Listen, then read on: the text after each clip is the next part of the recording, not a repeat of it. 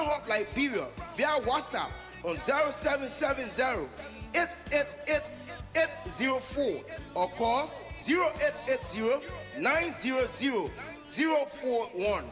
Brown Hawk Liberia, quality you see, cleanliness you can trust. Where we belong, healthy pigs, quality you trust. We are brave. We are passionate. Hey, Tanu, I need cash and there is no ATM around here. Really? Did you try the EcoBank POS? POS? I said I need cash. What is it about POS? Judy, you can get your cash through the POS. All you need to do is to visit any EcoBank Express point or petrol trade gas station and request to use the POS. Guess what? It can also take other bank cards. Oh, widow. You mean cards from banks overseas too? Yes, it should just be your Visa card. Wow, great. So when there is no ATM around me, I'll just use the POS to get my money fast. EcoBank has made it too easy, man. EcoBank and innovation that real 5 and 6 so. EcoBank, the Pan-African Bank.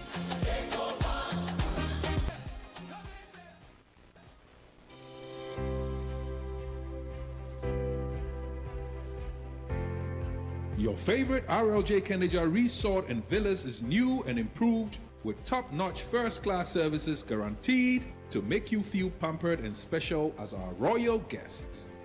Ideally located on the RI Highway, a few minutes drive from the rehab junction, right in front of the Atlantic Ocean, you are assured of a peaceful, serene atmosphere of a home away from home. The ingredients for our Liberian meals are freshly picked from our garden to give you that unforgettable taste of Liberian cuisine. Our villas are designed and equipped to ensure every night spent with us is a memorable one.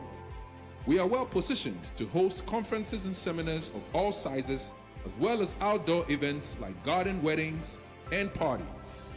Book your upcoming events and leave the rest for us to handle with 100% satisfaction guarantee. You can reach us on 0770-533-415 or email us at reservations@kendejaresort.com.lr. Visit our website on www.rljkendejaresort.com.lr. RLJ Kendeja Resort and Villas, for memories worth repeating.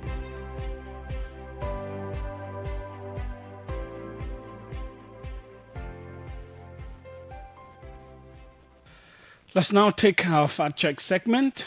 Good day and welcome to the fact check segment. This segment debunks disinformation and provides the verified facts of statements made online and on the radio.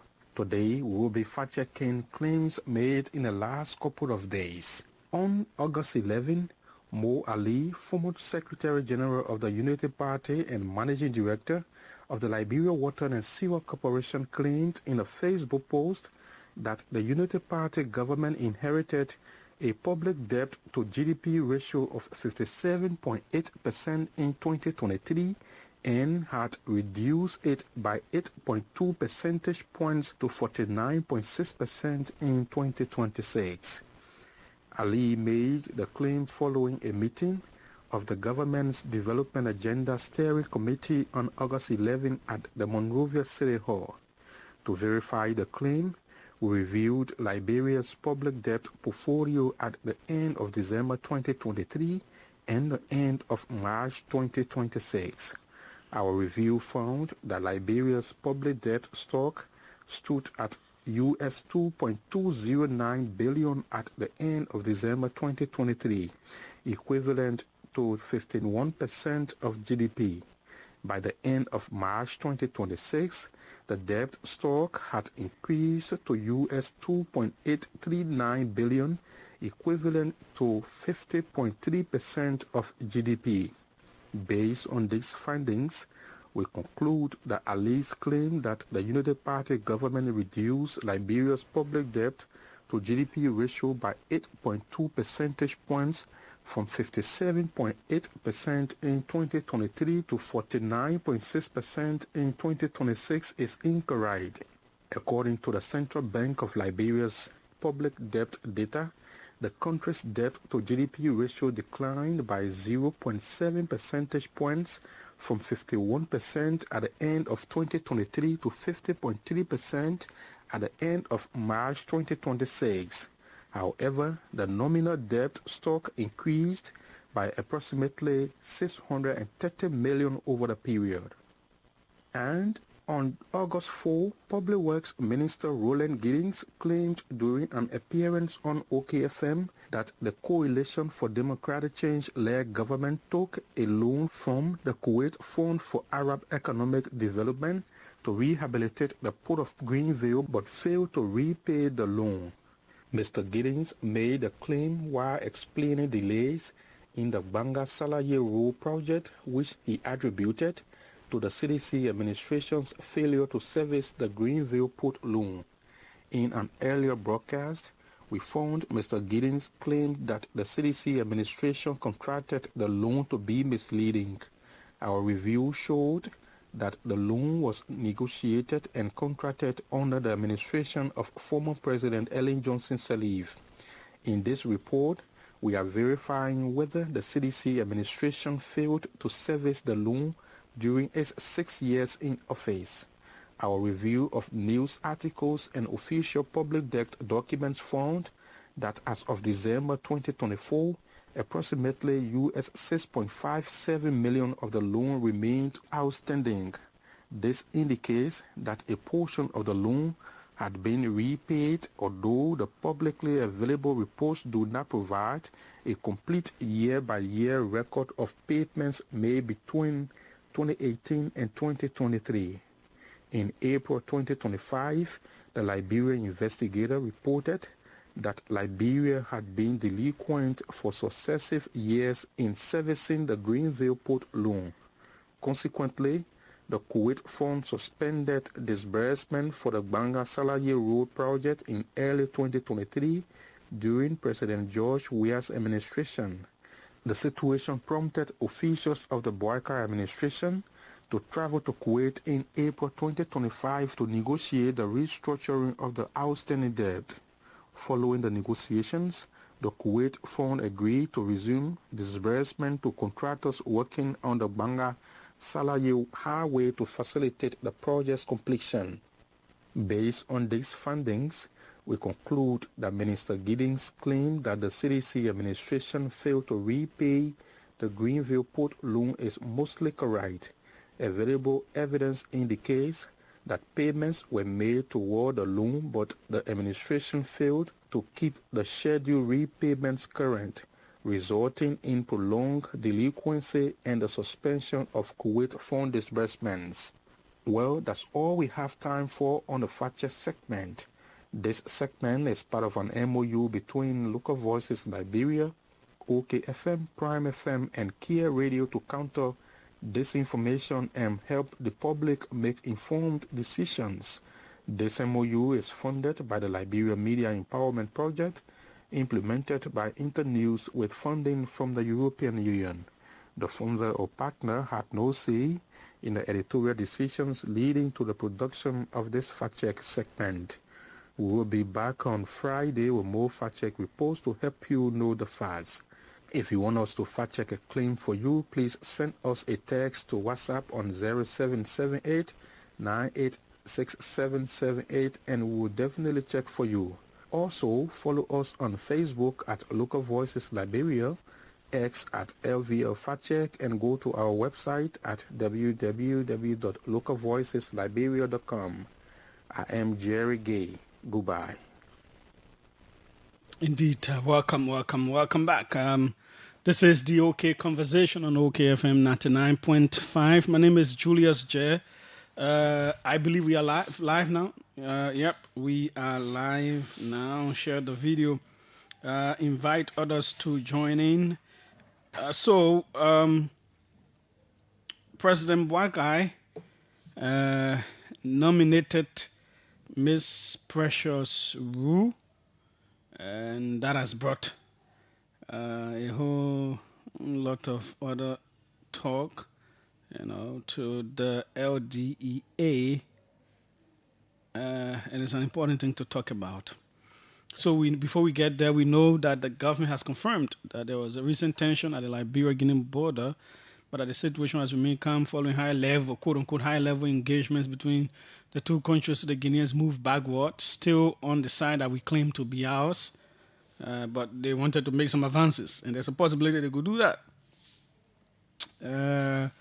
Depending on how the rains and the water levels will rise. We also know that the president has cautioned government ministries and agencies against untimely and inadequate reporting, warning that such practices undermine the effectiveness of his administration's development agenda and there could be punishment. We hope when those people are being punished or are punished, we should know that we name them. That entity X did not do well in reporting, so perhaps the minister was suspended. When some ministers here, they will know how to impose upon their people to do what they're supposed to do. That's why you're being paid. Taxpayers' money. Work effectively.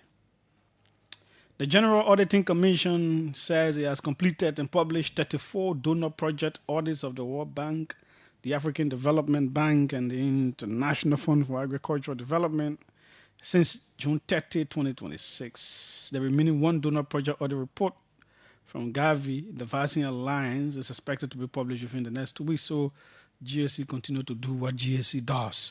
That is to audit. Say, what happened with the money? Where did it pass? Did you follow the procedures or not? They have done all of that.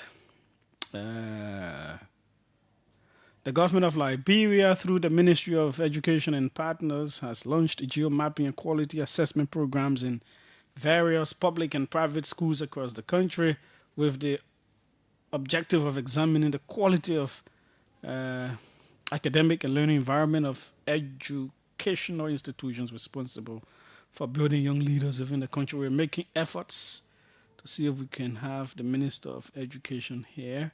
Hope those efforts materialize.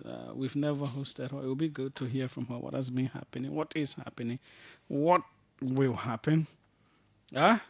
So we will follow all of those.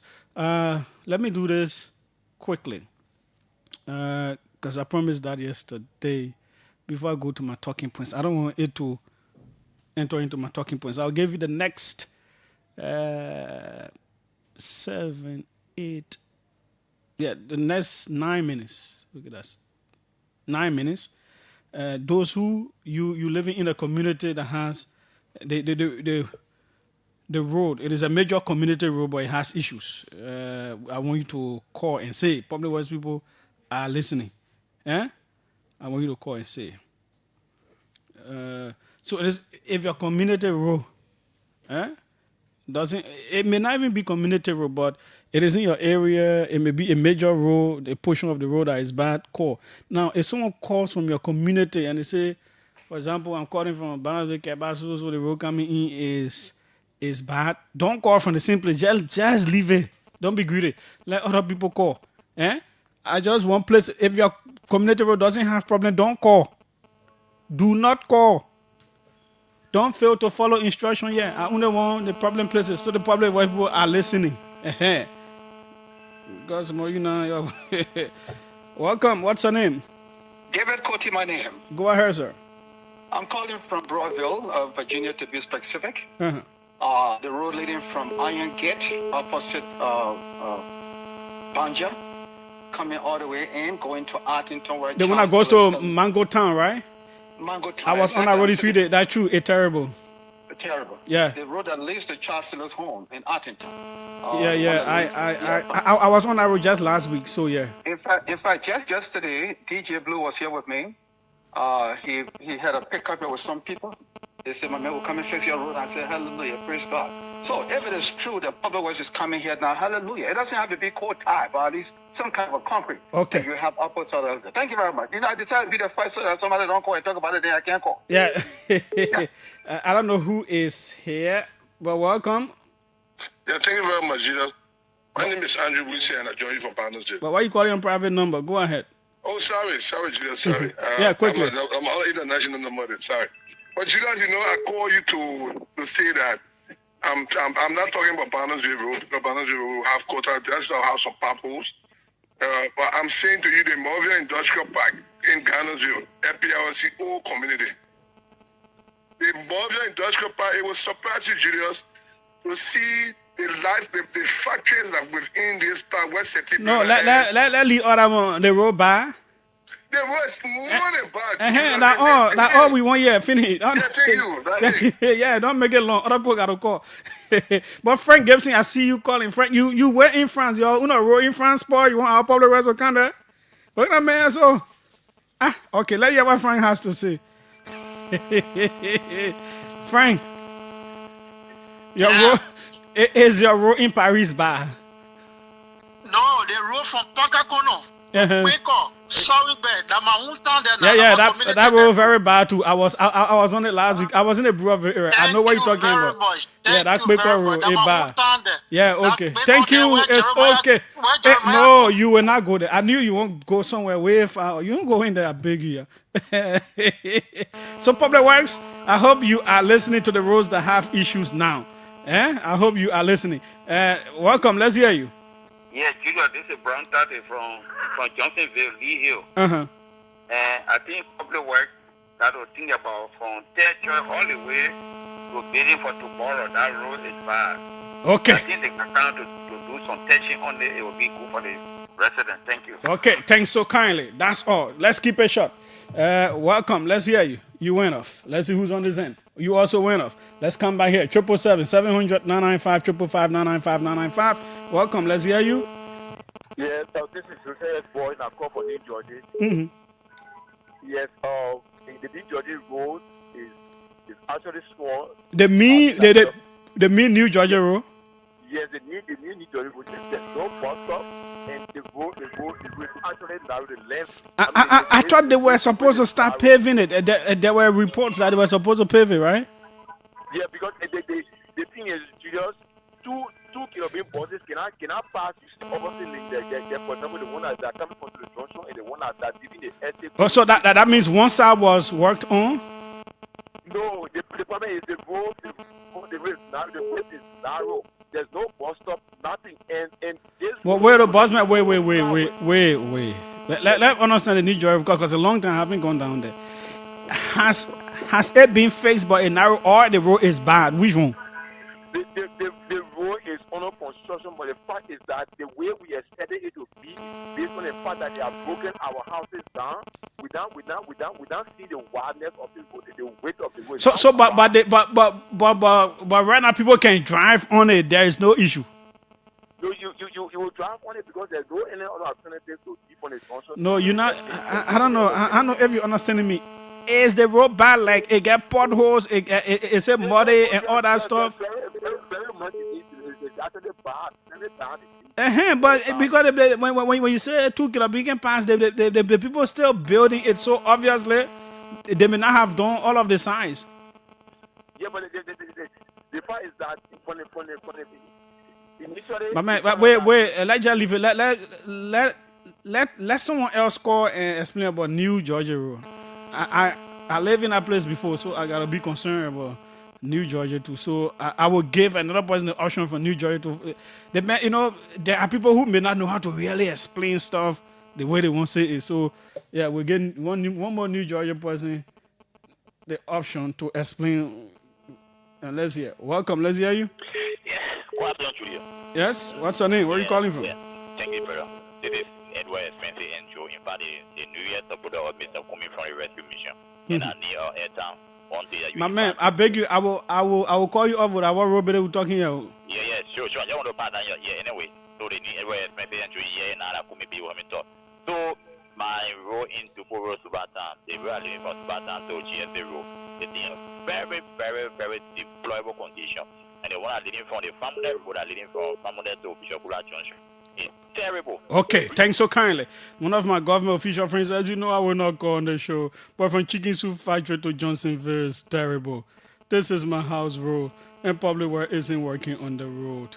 Very, very bad. Okay, that's good. Public Works has heard it. Welcome. Let's hear you. Yes. Yeah? Yeah, just to buy from Keba to the David diesel breach. Oh God. I know it's bad. I know. I can dodge it. I can go Carwell at times, but because of that road, no. Yeah. It is bad. To come to that diesel breach is bad. Okay. Really need to look out. Thanks so kindly. Welcome. Let's hear you. Yeah, good afternoon. Quickly. Yeah, this is Diana. I was speaking at joining for Congotan. Yes, I want to talk about the Chigotan rehab road. The only reason I'm still in Congotan is because of the bad road from Chigotan rehab all the way inside. Yeah, another bad road there. Very, very terrible. Yeah. And if you pass on that road, you feel like you're out of town. Okay. Yeah, it's okay now. Thanks so kindly. Don't dramatize the badness. How you impressed? I still want to hear from New Georgia. What is it? Welcome. Let's hear you. Yeah, I mean, I go calling from Bonafide. Uh-huh. Yeah, the pedal is very bad. I was reporting more water is still on the way. Okay. No way that car can pass. Thanks so kindly. I don't allow people on this line, but let me see. Maybe it's a New Georgia person. If you're not a New Georgia person, I will let you go. Welcome. Let's hear you. Yes, thank you, Julius, for holding me the time. What is your name? My name is Peter Kessely. And thank you again, Julius. Is it the Peter Kessely that I know? Yeah, that's the one that gave me a very nice coat suit. I went out 2017 or 18. It was during your graduation. I think it should be 2016. Yeah, 2016. Yeah, okay. That just because I can remember that because you gave me that coat suit, I will allow you to talk. So talk. Julius, yeah, I'm proud of you. Yeah, thank you. Julius, I live in a community called New Kematan in Pinsville, but we have a road that connecting 3 communities.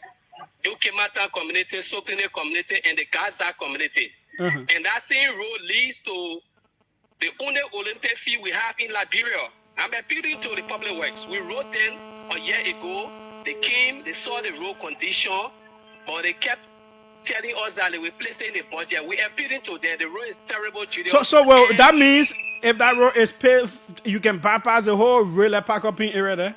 You can bypass the whole red line and get right behind Coca-Cola factory. Julius. Okay. The road is terrible. It will connect you where on the other side? It will connect you to Mose Blah, where they have placed quota, and you just get right behind Coca-Cola factory. Simple as that. Oh, okay. But we really appeal to them, Julius. We appeal to them. Thank you for coming up with it 9 minutes at least to appeal to the Ministry of Public Works to see the need. It doesn't have to be the regular quota that I'm driving on around Cinco. It can be even when I personally we are in rehab. We appreciate it. Okay. Thank you so much. Thanks so kindly, Peter Kessely. Long time. Welcome. Let's hear you second to last. Okay. Good evening, Julius. Sorry. Yeah, go ahead. This is Lieutenant Johnson, and I call you from Red Hill City View community. Julia, the road leading from Waytown, Puebla, when you get to Waytown, there's a road leading from Waytown to Red Hill community connecting Gablantown, City View community, Rehab, or as far as Jakarta. That road is very deplorable, brother. We are calling on the public works ministry to see how best they can connect that road from Waytown because the Puebla road already has quota. On the Puebla road to go all the way to Rehab, Jakarta, let them see how best they can take that road. Thank you very much for Okay, thanks so kindly. And this will be the final one. Welcome, let's hear you. Hello? Yeah? How you doing? Fine, you. Yeah, I'm gonna get to the Georgia.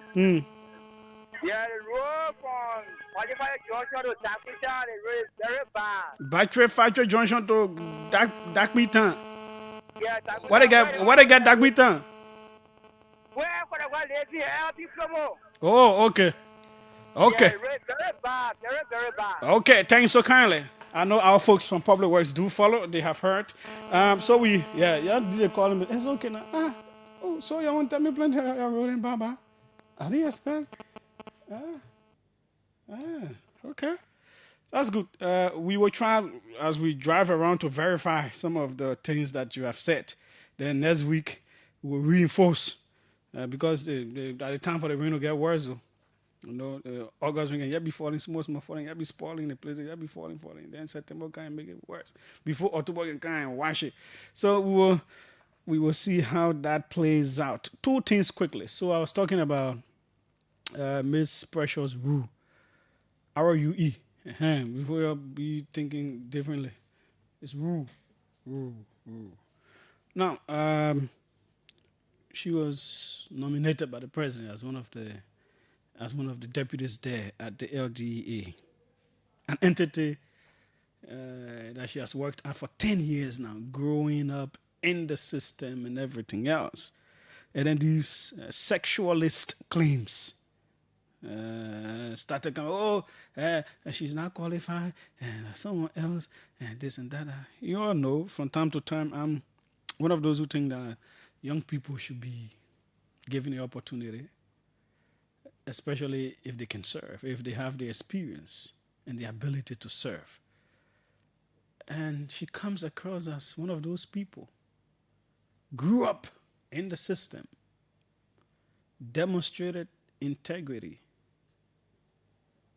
You know, it is not a good thing to always try to, maybe some kind of man, you know, and she have got involved with a man, and so that a man, and that a man recommended her. No, it is limiting presidential appointing powers, like, you know, that the president doesn't know what he's doing and all that stuff. It's not fair. You can't treat other people that way.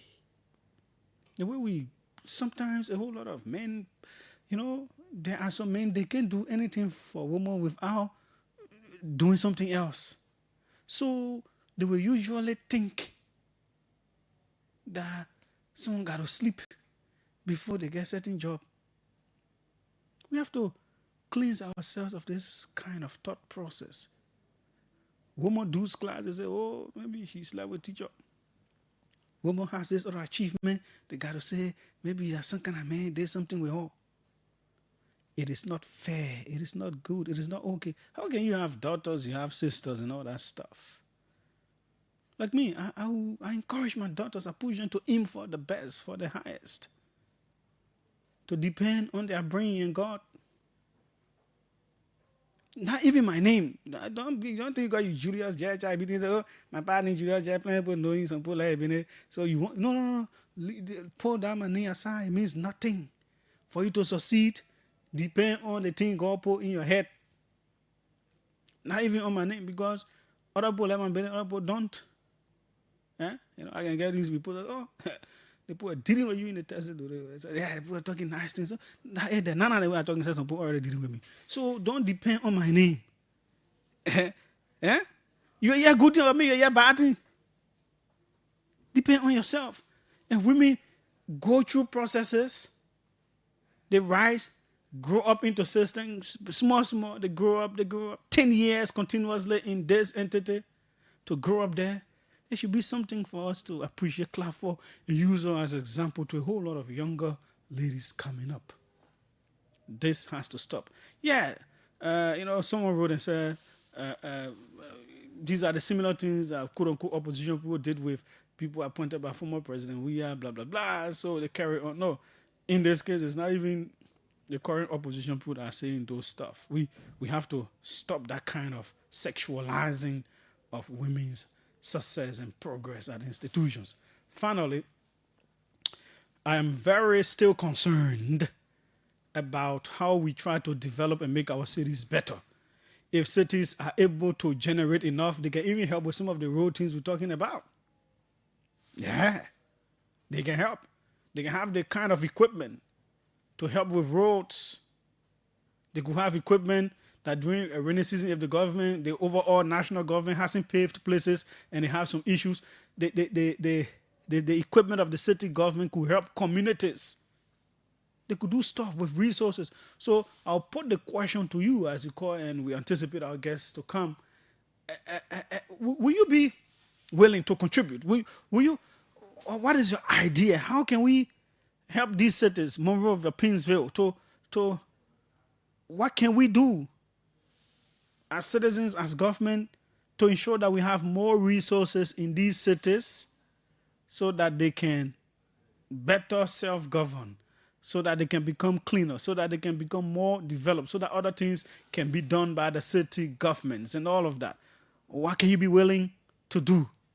Are you willing to pay your real estate tax, the one that you actually supposed to pay. I'm not saying any additional money. Are you willing to do that? Are you ready to say LRA, even though you're not reaching out to me and blah, blah, blah, but I came to your office, I want to pay my real estate tax because I'm hearing portion of it may go to the city government, all those kinds of things. I want to hear from you. So 777-700-995-555-995. Those are the two things we're talking about. And of course, I want to hear from you on the final point. Welcome. Let's hear you. Yeah, Julius, thank you very much. Once again, my name is Andrew Wilson. I join you for partnership. There's a good initiative, and I think it's not only about cities, but township. It will also help to bring development. But you see, the reason why the corruption too much in this country because all the money they're collecting from everywhere is going to central government. So few set of people just pack it in the pocket and enjoy themselves with it, while the rest of the people suffer. And why you see many people calling for barrel. But I can tell you that if there is a policy put into place, 50% of the amount is allotted to the township or allotted to the city government for operational purpose to be able to do development within the township or in the city. I think we'll be moving ahead, and some of the intervention will be done by the city government and the township in the respective areas. So will you be willing to pay your real estate? But if we can be willing to pay and we see the revenue thing, but if people be corrupting the player too, then we're not put that. Yeah, but let us put it there. And we were concerned about corruption, but we have the how they call it, the road fund that is helping the country building roads. It is true, the road fund, but corruption said to that road fund beneath. Yeah, but at least it is helping, right? It is helping. Okay. For the past government, from I said it the other way. It's still happening up to now. Okay, thank you so kindly. And someone just reminded me, prior to her recent appointment, Precious Rule supervised all LDEA county commanders with the exception of Monserrado County. She is an alumna of the U.S. State Department prestigious International Visitors Leadership Program sponsored by the U.S. Embassy. Yeah, thanks for that reminder. And someone has also said, has sent to me what same gay, because they were accusing her of same gay and all that stuff. There's not one thing I disagree in what he said, but I agree with what he wrote. He said, Ms. Precious Rule, Chief of Leeward of the LDA, was interviewed by a presidential committee appointed to review and restructure the LDA. She has been vetted by the Americans. And the one I get issue with, someone being appointed should not be about whether Americans vetted or they're not vetted. If our system trusts the person, that's it. And she has extensive training in police and drug law enforcement. I met her for the first time during the committee's engagement at LDA's HQ. My second encounter was recently at the burn site of the 4 tons of cocaine. More importantly, she was vetted and passed an integrity and suitability test. Her selection by the president was based on merit. I don't even have a personal relationship with Ms. Rue. Political rejects go, okay, that one is the political side of it. So yeah, like we said, it is affirmed. Let's see who's right here. Welcome, let's hear you. Hello. Okay. Let's see who's on this side. Welcome. Let's hear you.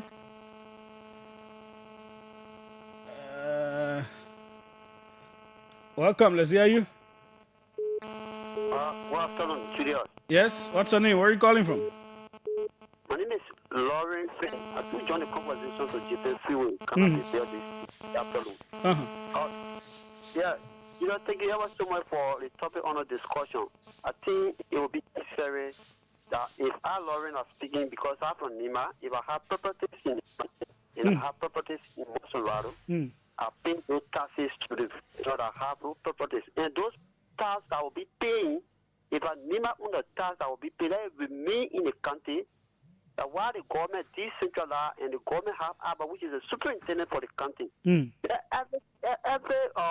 money that we spend for Nima property that will remain in the county. That is the local government take the initiative and develop the country instead of sending it to the central government.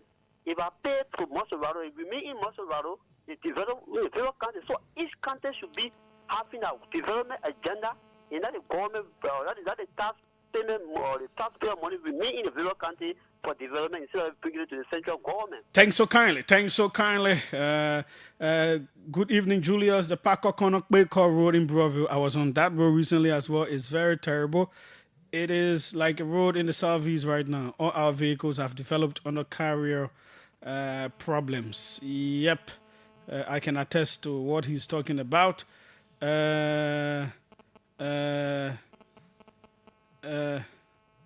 Okay. Good.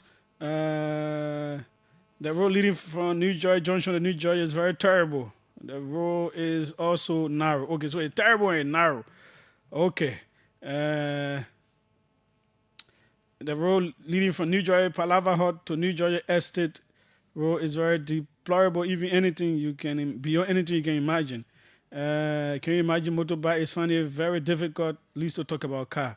Even though the road is under construction, but it needs gritting to allow easy access.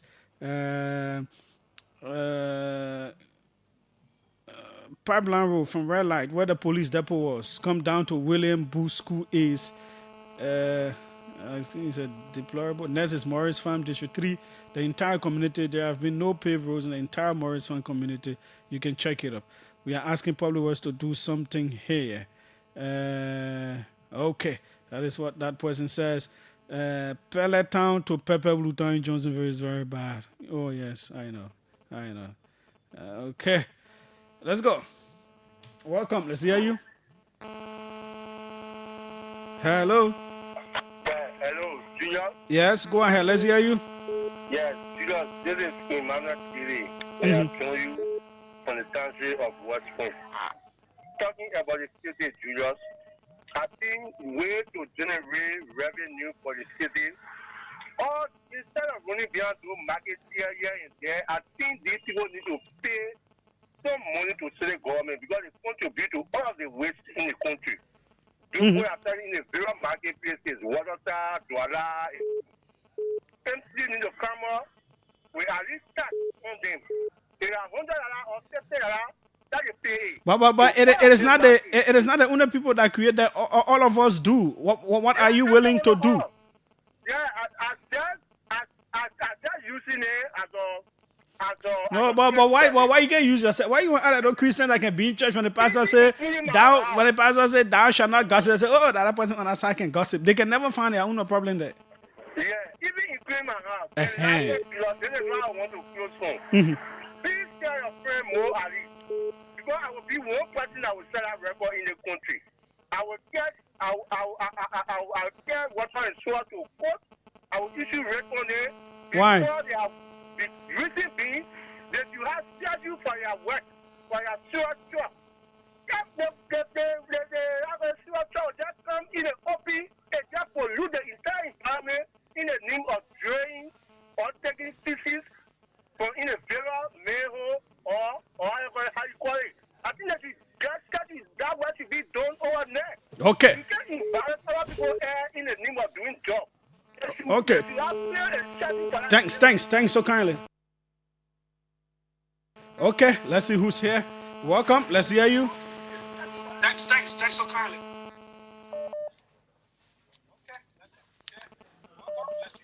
Can you listen directly to the phone and stop listening to your monitor? Please listen directly to the phone. Go ahead. Can you hear me now? Sorry, yes. Go ahead. Yeah, so my name is Wallace Brace. I call from Minneapolis. Firstly, I just have a quick suggestion for you. I don't know, maybe you can try to incorporate in your show and so forth. I enjoy your insight when you try to be patriotic and talk about patriotism. You know, it's something we don't do in our schools or we teach our children easily. Maybe you can take a day or so and just talk about it, how to be patriotic, how to contribute to your country, how to love your country. Okay. And maybe that could also be your insight. Yeah, sure. And we could bring some of the policy people in as well. You're right. Exactly. Yeah. Yeah, and then my contribution to the issue of the city government contributing to some of the local development. Why if we look at it this way, I stay in Minneapolis police, and I know there are certain time I know Minnesota was making the news when it came to the immigration problem. And after that, after that stuff, what the mayor and the governor did was that there was a lot of hardship on many Minnesotans, particularly when it comes to homes and other things. So they tried to look into Minnesota budget and say, what can we do? Maybe they added, they increased taxes. So let's say, for example, CMC, one of the major government hospitals, were about to close. And then the entire state have to look around and see what can we do. And they increase taxes in certain things. Because, taxes is one of the things that when you increase, a lot of people don't know that these things have been increased. So let's say you add 1% tax on alcohol in Liberia. A lot of people who buy beer are not going to know that there's been a hike in taxes. So for every city, we look at the commodity that go there frequently. Maybe, for example, I used to say in Duporo, we have this old man, they selling their bread and their gari stuff. In the night, we used to go eat these things, plantain and stuff like that. So if you make a little increment in the taxes in these things, the money that is generated from that particular stuff go directly to maybe Pinsville City Corporation. Because Pinsville have a lot of businesses that if they collaborate with the tax people and the finance ministry, there can be sufficient revenue generated from there that can contribute to some communities, local communities in Pinsville. Yeah. Instead of us saying that everything government should put it to national budget, because it's not a federal country. Liberia is not a federal country, but we can do things in this way that can help. For example, we get a lot of food coming from Lofa County. What if we increase taxes on certain food and the product that come from Lofa County, these taxes increase, they go to Lofa County. Nima County, we go there for plank, we go there for wood. We increase taxes on certain things there. Because, like I said, when you increase taxes, people don't pay attention to it keenly. For example, again, also, one practical one, there's a family leave in Minnesota now. Your wife gave birth, you get 3 months leave. Your family member is sick, you get 3 months leave. I pay $25 on every paycheck, but I don't notice it because I don't go be checking on the breakdown of my paycheck. So there are some things we can just incorporate. For example, you tell everybody working in the fund ministry, you take $10 for there. Once you are using it for the rightful purpose, people don't notice these things and it helps to develop the country too. Very, so thank you so much. Very great insight. Thanks so kindly for your call as well. We hope our leaders are listening. This is why we bring these things up. This person says, the fifth colonized county in the Republic of Liberia, yet our citizens still suffer from terrible road conditions during every rainy season. This is the current condition of the major route leading to Grand Cape Mount County, provincial capital city, Rabosport. The picture of the person sent me that true. Charles, it's you can be on that Rabosport road. Is it? Please show show it to the camera. They man that Rabosport man. Yeah. That picture looking bad. The road looking bad.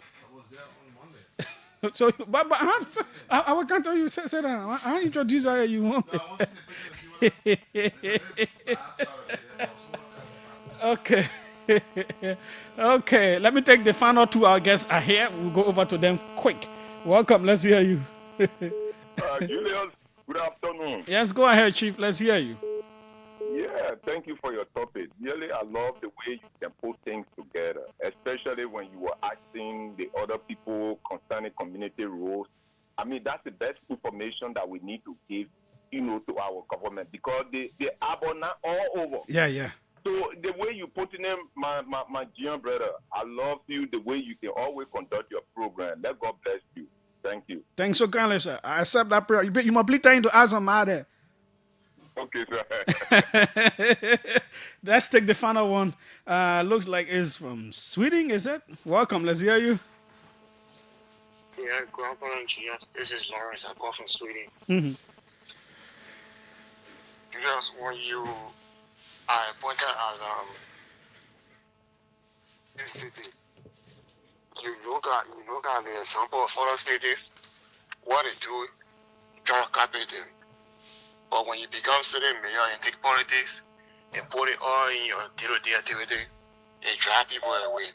For example, when you become city mayor, Monrovia is so dirty, you got 1 billion people living in and around Monrovia. You got less than 1,000 person clean the city. The city will all be dirty. So when you say Kigali is the cleanest city in Africa, you look at the example, you look at what I really start studying what makes that city to be clean. Every time the people don't throw their own garbage away. They keep that again. And every time they got a national penalty to clean their cities.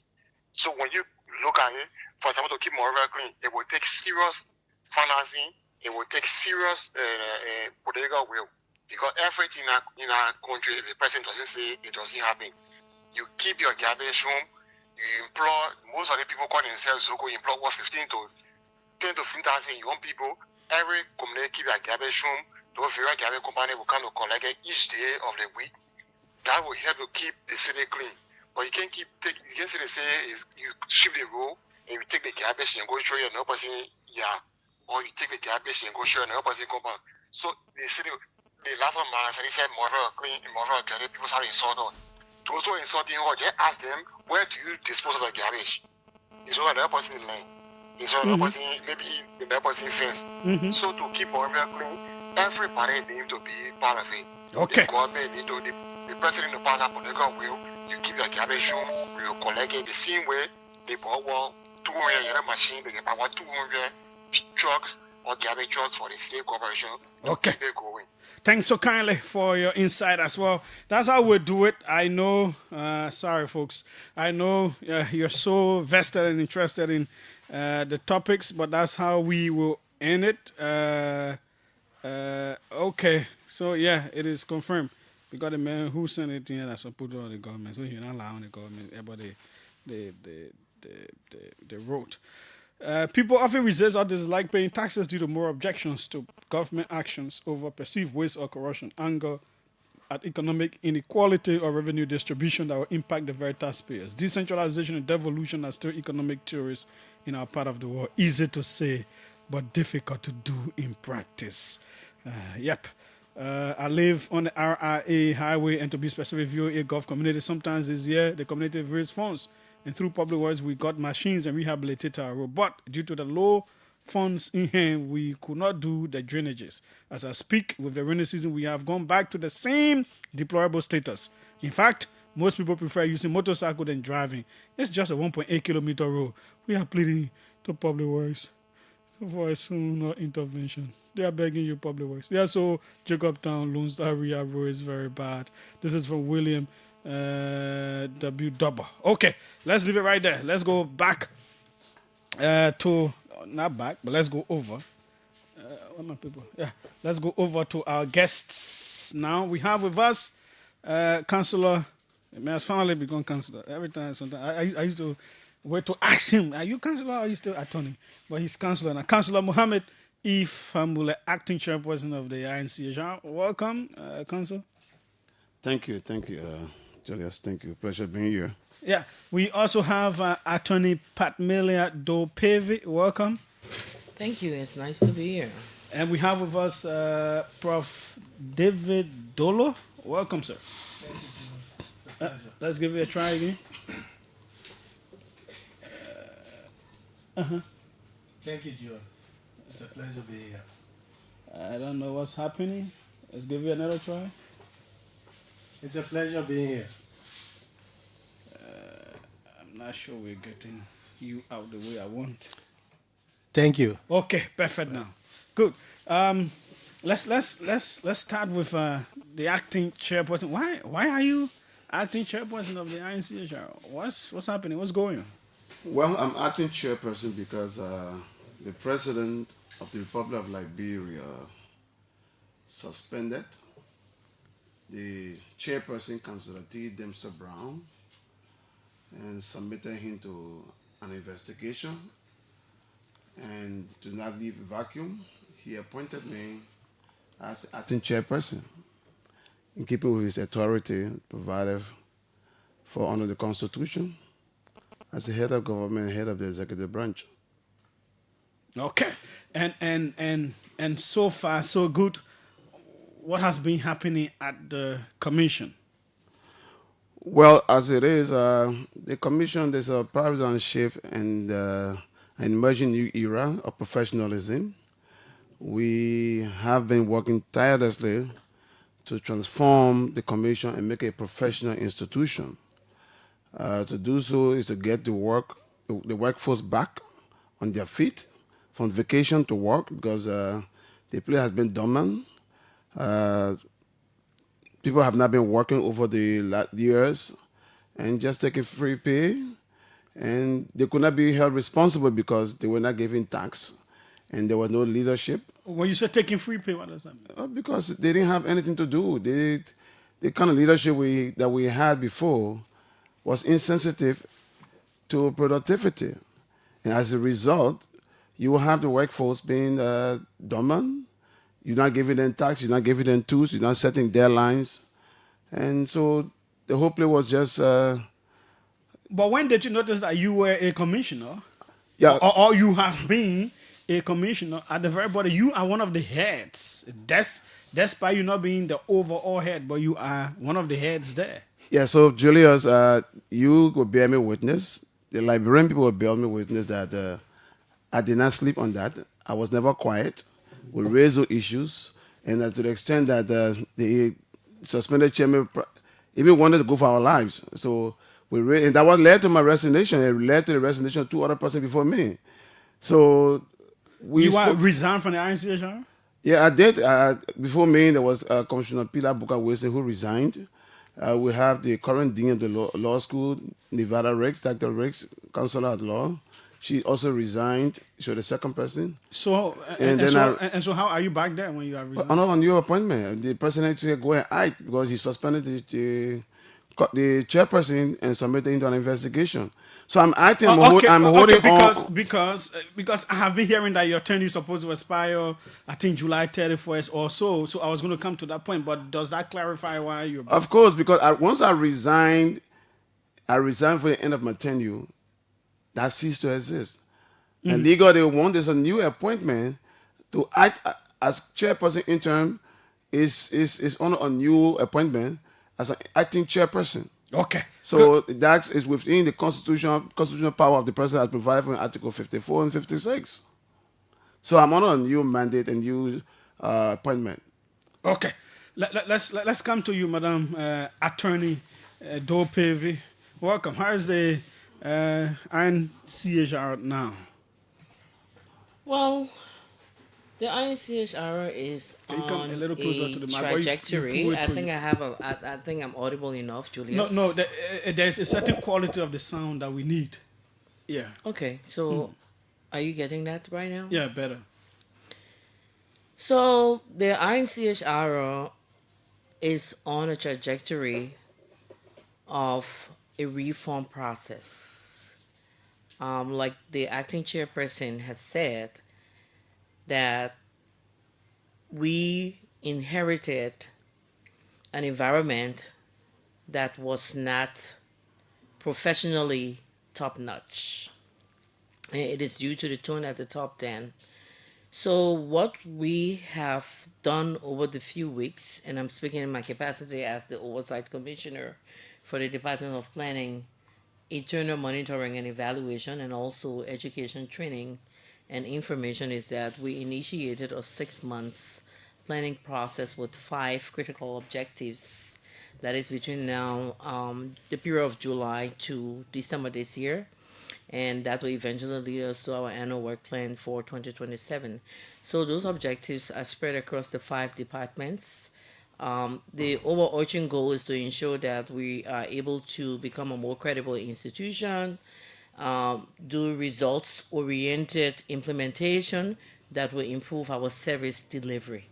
So under the Department of Planning Internal Monitoring, we want to make sure that we are doing different kinds of activities, but also ensuring that we have evidence-based implementation, like I said, in terms of making sure that all the other departments are following the work plan. We are doing monitoring evaluation based on the indicators and based on those objectives. So one of the things that we are doing in the Department of Budget and Administration is to ensure that we strengthen the capacity of our institution, and we'll be looking at our policies. We'll be looking at enhancing our human resource capacity, where we feel that people have untapped skills that have been underutilized, the possibility of redeployment. As a matter of fact, I would like to announce that we've just received technical assistance from the CSA that is assisting our HR department to bring us up to speed with our human resource activities. So we are also introducing for the first time in 4 years appraisal processes. So staff are in the process of setting their objectives, based on the work plan that we have. So we'll be looking at we've already started looking at our internal controls, making sure that there are no bottlenecks, that everyone understands what you're supposed to do in terms of policy, practice, what have you, to make us a more professional institution. How long have you been at the entity? I've been here like 3.5 years. So it's good that you asked that question, because it is widely rumored that all of the commissioners who are there, the tenure have expired. If that is the case, we will have been in violation of our statutes. But however, I came a year and a half later than the previous commissioners. So even when the suspended chairperson tenure would have ended, I would have been the only commissioner by then who have been there before, the appointment, because all other commissioners, that would have been Dr. Riggs and myself. Yeah. So all other commissioners tenure will have expired. Then I would have been there with Dr. Riggs. Okay. So that's a very good question. I mean, it suits the clarity. Okay. Let me come back before we go to Prof. Dolo. How many commissioners do we have at the commission now? The commissioners in total should be 7. We were 5, and was it last Friday? Yeah, last Friday, I think. The 2 other commissioners' tenure expired. So we are currently 3. We have communicated with the executive mansion, and the mansion, I can confirm that the executive mansion has communicated with the Chief Justice, because to do the process, because on our act, the Chief Justice appoints an expert committee that does the vetting and submit the listing to the Office of Chief Justice, who forward them to the President for appointment. So that is in process, and that process has started. So we can confirm that has started. Can the 3 of you run the commission? Is it not? Of course, that is. Is it not violative of your? No, it is not, and that is the reason, the rationale of having the appointment at different time for continuity. So if all of us, all of the commission team have ended at the same time, there'll be a huge vacuum. All right. So the commissioners, that was in the wisdom of the presidency. That's why I was sent back to go and act as chairperson, because Councillor Brown has not been removed. He still remains the chairman, but he's under suspension and going through a process of investigation. Okay. Prof, welcome. Let's hear your opening comments. Thank you, Julius.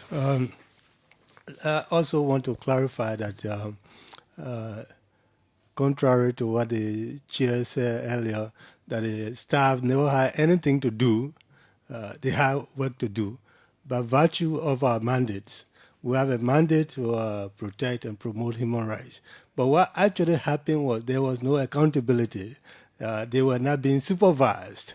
So they were just sitting down, idly doing nothing. They chose to do nothing, now that there was no work to do.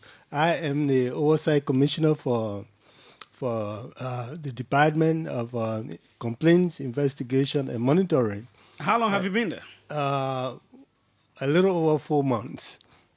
And so that means you just came in? Yeah, I am the only commissioner that have been appointed by President Boakai for now. And you noticed that people did not want to work. Sure, that's why that's what I was coming to. Okay. When I got to the department, my department is one of the largest because we have monitors deployed throughout the country in the 15 counties. In some counties we have 2 monitors, and some 1. So we are anywhere around about 29 monitors plus Morovia. When I got to the department, the staff did not want to work. In fact, when I called meeting, people resisted attending meeting. When I asked for report, human rights monitoring and reporting is a bedrock of the work we do as Human Rights Commission. because that informs all of the intervention. Oh, so there was work to do. Yeah. But they did not want to work. They did not want to work. And you could not reprimand them. And so what I did, that was before me and the current board. So what I did was to demand productivity. I started to demand reporting, monitoring reporting. And the first resistance was that we cannot do data report because that's not what we have been used to. Before, we have been used to reporting on the month, the issuing month the report. Like Morovia office that has 7 monitors will issue one single, everybody will do a joint monthly report and they get salary for that. So I think when the acting chair said they were sitting there getting salary, that's what he meant. Not that they were absolutely nothing to do, but they got used to. They were comfortable with being not doing nothing and receiving salary. Additionally, in my department, the department director was not working. He was not coming to work. If the director what is the not person's working, name? Mr. Peter Zeze. If the person who supervises the staff is not coming to work, is absent, what do you expect the staff to do? They were all just sitting down receiving salary. Are you all suggesting that there was some kind of laissez-faire, toxic kind of working environment at the INCHR? Well, I wouldn't say laissez-faire or toxic. The way I would describe that is, I would say professionally, it was the tone at the top. So when you have someone who's in charge but does not have the energy, the agility, but also does not have the experience in leading and directing, it becomes a problem. Because what happens is that middle management can take advantage and abuse, the situation. And so this is what it was with the INCHR. So you had a chairperson, with less experience when it comes to administration, right? And then you also had these middle managers. So they themselves, they took advantage of it to be lax and not even holding accountable people who they should be leading, directing, and supervising. How can you have a director that would take leave 3 months, and they say he's on leave, right? And the HR raises no issue about that. No one raises any issue about that. And then the same director during the same period takes another 3 months. He says his mother passed away, is understandably, but the SOP or the policy, the death, and grieving has a statutory period of a certain amount of days. So it creates a vacuum within the department. And what it does is that it sets a negative example for people who should be supervised. So that was the situation, lack of accountability, in terms of what people are supposed to do in terms of their output and all of that. So literally things were like running itself. Already there was a leadership crisis based on dissent and policy difference over the same issue, with the chairperson at the level of the board. So that kind of deteriorated a lot of things. And people treated that place as if it was a political field, right? A highly professionalized institution.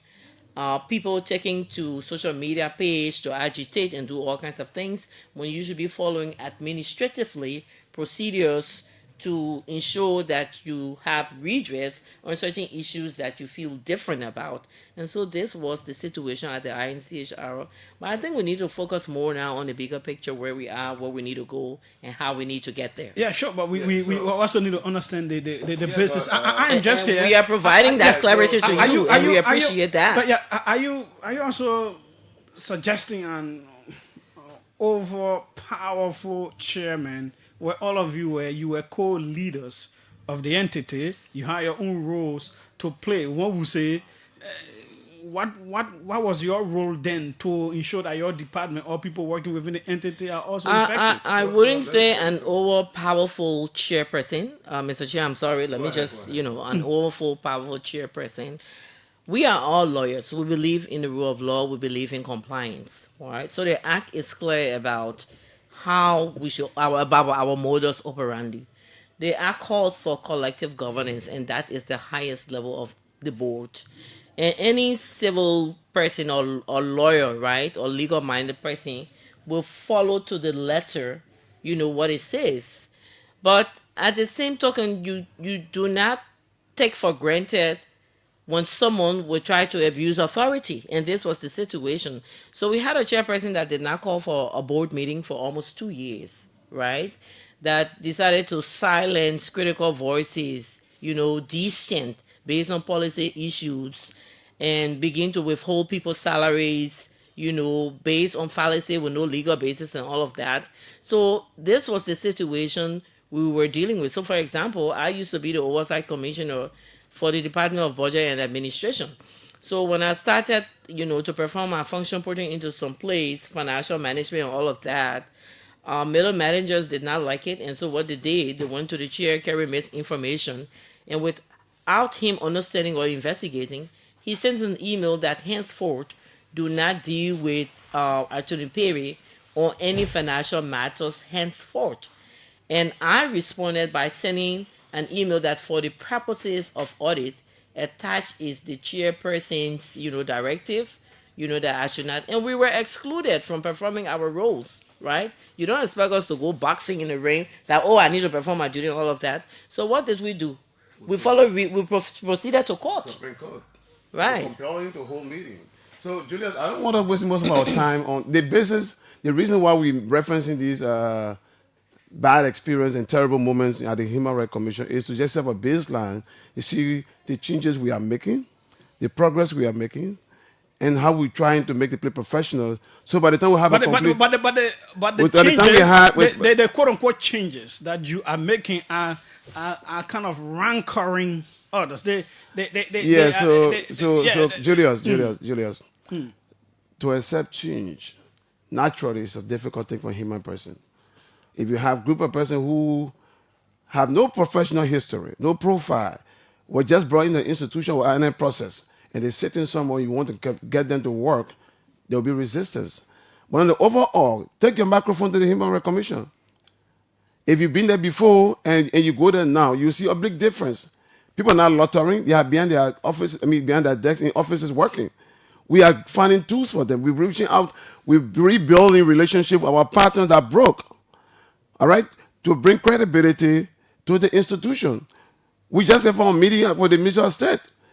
That institution was created from 2005 to today. Their staff had never had one single boss on any government. We just disclosed to the Minister of State, look, any support the government can give, first thing we want, not for ourselves, but get the staff boss to go home and take them home and take them to work. We are professionalizing the place. Like you said, we reached out to CSA. We are doing a complete overhaul of our human resource department because the manner in which people were hired, you have to, it was improper. You have people, can you imagine a 66 years old man was employed at Human Rights Commission? You getting that message? 66 years old. Are the people working there civil servants? All right. They are not civil servants, but we, as an independent body, we have our own mechanism through which you will hire people. But you cannot hire somebody in violation of the law. Or 66 years old man should be retired. But part of your, all right. So those are the changes. Those are the changes we are making. Yeah, part of the changes. Julius, 1 minute, Julius. Yeah, let me just add this one. If man who should be retired was hired, and you tell him that this is what the law says. No, hired as what? Under the law, you should not be hiring a 66 years old man. No, but you could hire some of those people as no. There is no provision. Consultants and all of that, not necessarily as the man was hired as an employee.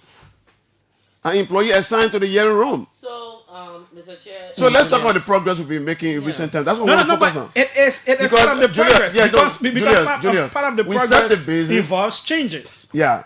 And so did you dismiss people too as part of the process? No, I think we need to treat this on a case-by-case basis. So, okay. But in addition to that, I'd like to also inform you that what we've done, you asked about whether they were civil service employees. They are not civil service employees. Okay.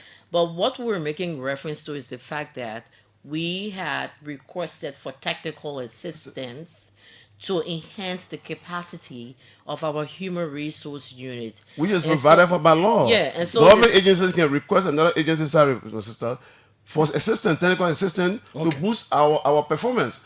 Currently, our institution is the only government institution where you find the controller or the finance unit paying salary. People take pay. There's no pay slip. So there's no transparency and accountability. So we want to separate those responsibilities and have a well-functioning and professional human resource.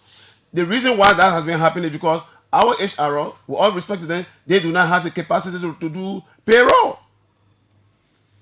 So, can I come in? Yeah. Julius, I think it seems to me that you have read a bit about the situation at the commission. So I think it's also our responsibility to clarify some of the questions that you are raising. Mm-hmm. For example, you asked whether people have been dismissed. And the answer is yes, we have dismissed certain people. Why? We dismissed, for example, the executive director. We dismissed Peter Zizi based on my recommendation as oversight commissioner.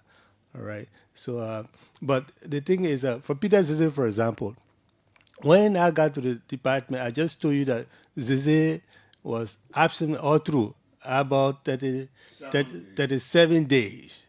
All right? Without Absent. excuse. Without excuse. Okay. And I had dialogue with him. First, Zizi is my friend. We are like brother. But when I got to the department, I told him there is a professional area. We do not run this office based on sentiment or friendship. So you have to work.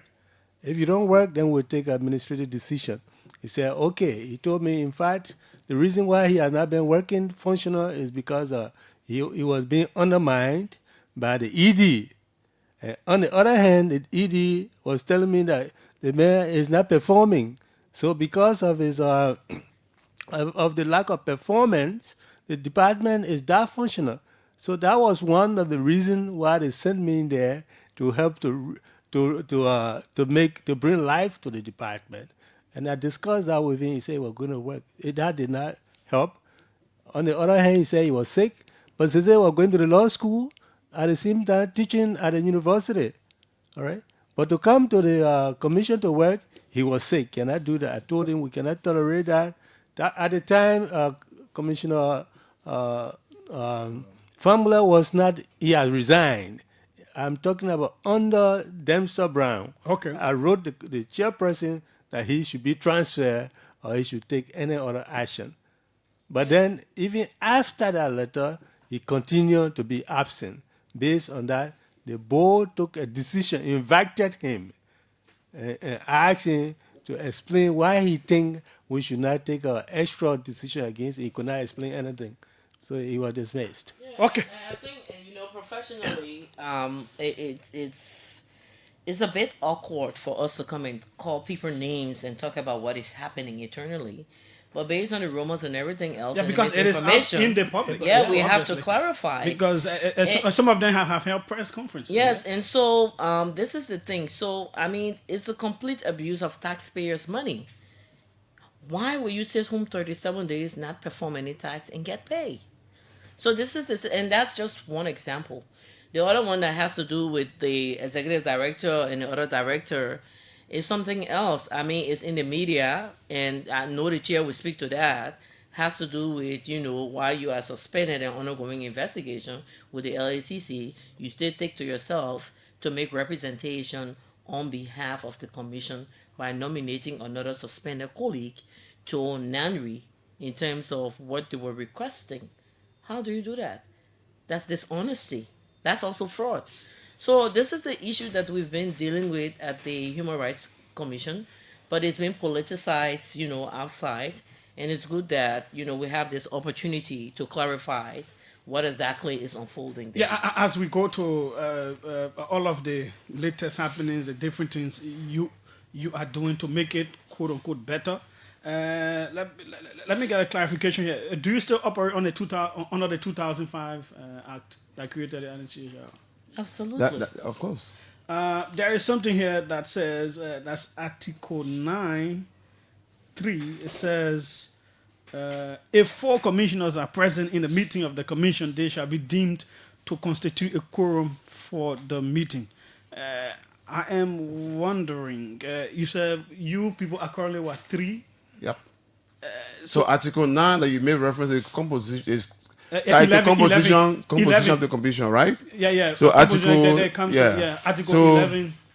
Article 11. Oh, you say 11? Yeah, 11. Article 11.3. Yes, you are right about that reading. Now, this provision of the act is making reference when you have 7 commissioners. All right? Yeah. So that would be the majority. When we were 5, the majority then was 3. Okay? So we're currently 3, the majority will be 2. But Now, come in. So, does it at any point in time envisage 3 commissioners at the commission? Of course. The majority is based by the number of persons who are present. Yeah. All right. So the I was speaking to when you have a full house where the 7 commissioners are seated. So you interpret.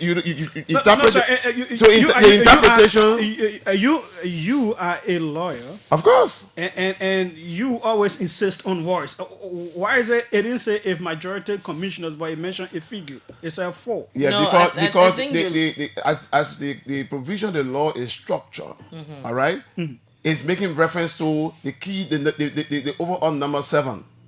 And for the majority. For the majority. Right? But you also, Julius, you also have to consider the source of law when it comes to quorum, right? That is extremely important. Okay. So are you saying in this same vein that if you have only 2 commissioners sitting, that those 2 commissioners will not function or they will take no authority to do... I don't know. That's why I'm asking. Yeah, I mean, just think about the kind of leadership vacuum or, one clarity, Julius. Yeah. Let me also state that when the decision to dismiss were taken, we were 5 commissioners. But 4 attended the meetings. No, I am just wondering if your law mandates at least 4 persons to be in a meeting, would it envisage? The reason why Commissioner Dolo is bringing this attention because there are some individuals out there, or those affected individuals are saying, oh, but the people are 3. When the decision was even made, all right, the minutes on the board is there. There were 5 commissioners. Then we had the vice chair. We have, who's the councillor, Charles Harris. We had Anthony Pindara, Allison, including the 3 of us here. All right. Is there not a problem that is there not a legal problem that you are 3 people running the commission? Julius, if there wasn't the issue, and you understand that undermines the law, you will find somebody at court, right? Because there are people, individuals who are aggrieved, who have run to the court. Okay, now let us move on to the progress being made. But also, I would like to add, in terms of statutory interpretation, Julius, you don't just take one clause of the law and interpret. You have to read the section holistically and see how it makes sense, right? And we tend to do that a lot in our Liberian society. So this is a caveat, for us, who are listening. So, Julius, what we have done in recent time, let's speak of some of the good things we have done. First thing is that even though those good things could be seen as bad things to other people. Well, that's him on the system. People, there are not too many persons going to appreciate the good things. But the little progress we have made in less than 2 months, Julius, is unprecedented. Let me tell you why. Firstly, since 2004, between 2003 and 2004, the Global Alliance on Human Rights, we went through what we call a review process of our A status. The A status under the Paris principle is the highest status a national institution can have. And so they review your activities, put you through a process, and if you underperform, they will reduce your status. You understand? One of the key issues that came out of that process was we should amend our act to conform to contemporary issues, global human rights issues. All right? Since 2003 to 4, they could say without holding board meeting, so nothing happened. In just less than 2 to 3 months, less than 2 months, especially with our 2 colleagues being involved, we have completed the amendment of the act and it's ready for submission to the national legislature. But because we cannot submit it directly, in terms of protocol, we have to submit this to the president. We just left the mansion, arranging meeting with the president, all right, that he will submit it formally then for onward submission to the national legislature. That's a progress we've made in less than 2 months. Beyond that, In 2005, December, the suspended chairman on December 10, 2005, announced to our partners, announced to the country that there was the human rights situation report for 2005 was ready. And that was misleading. That's 2025. 2025. We gave annual human rights situation in the country. That was so misleading.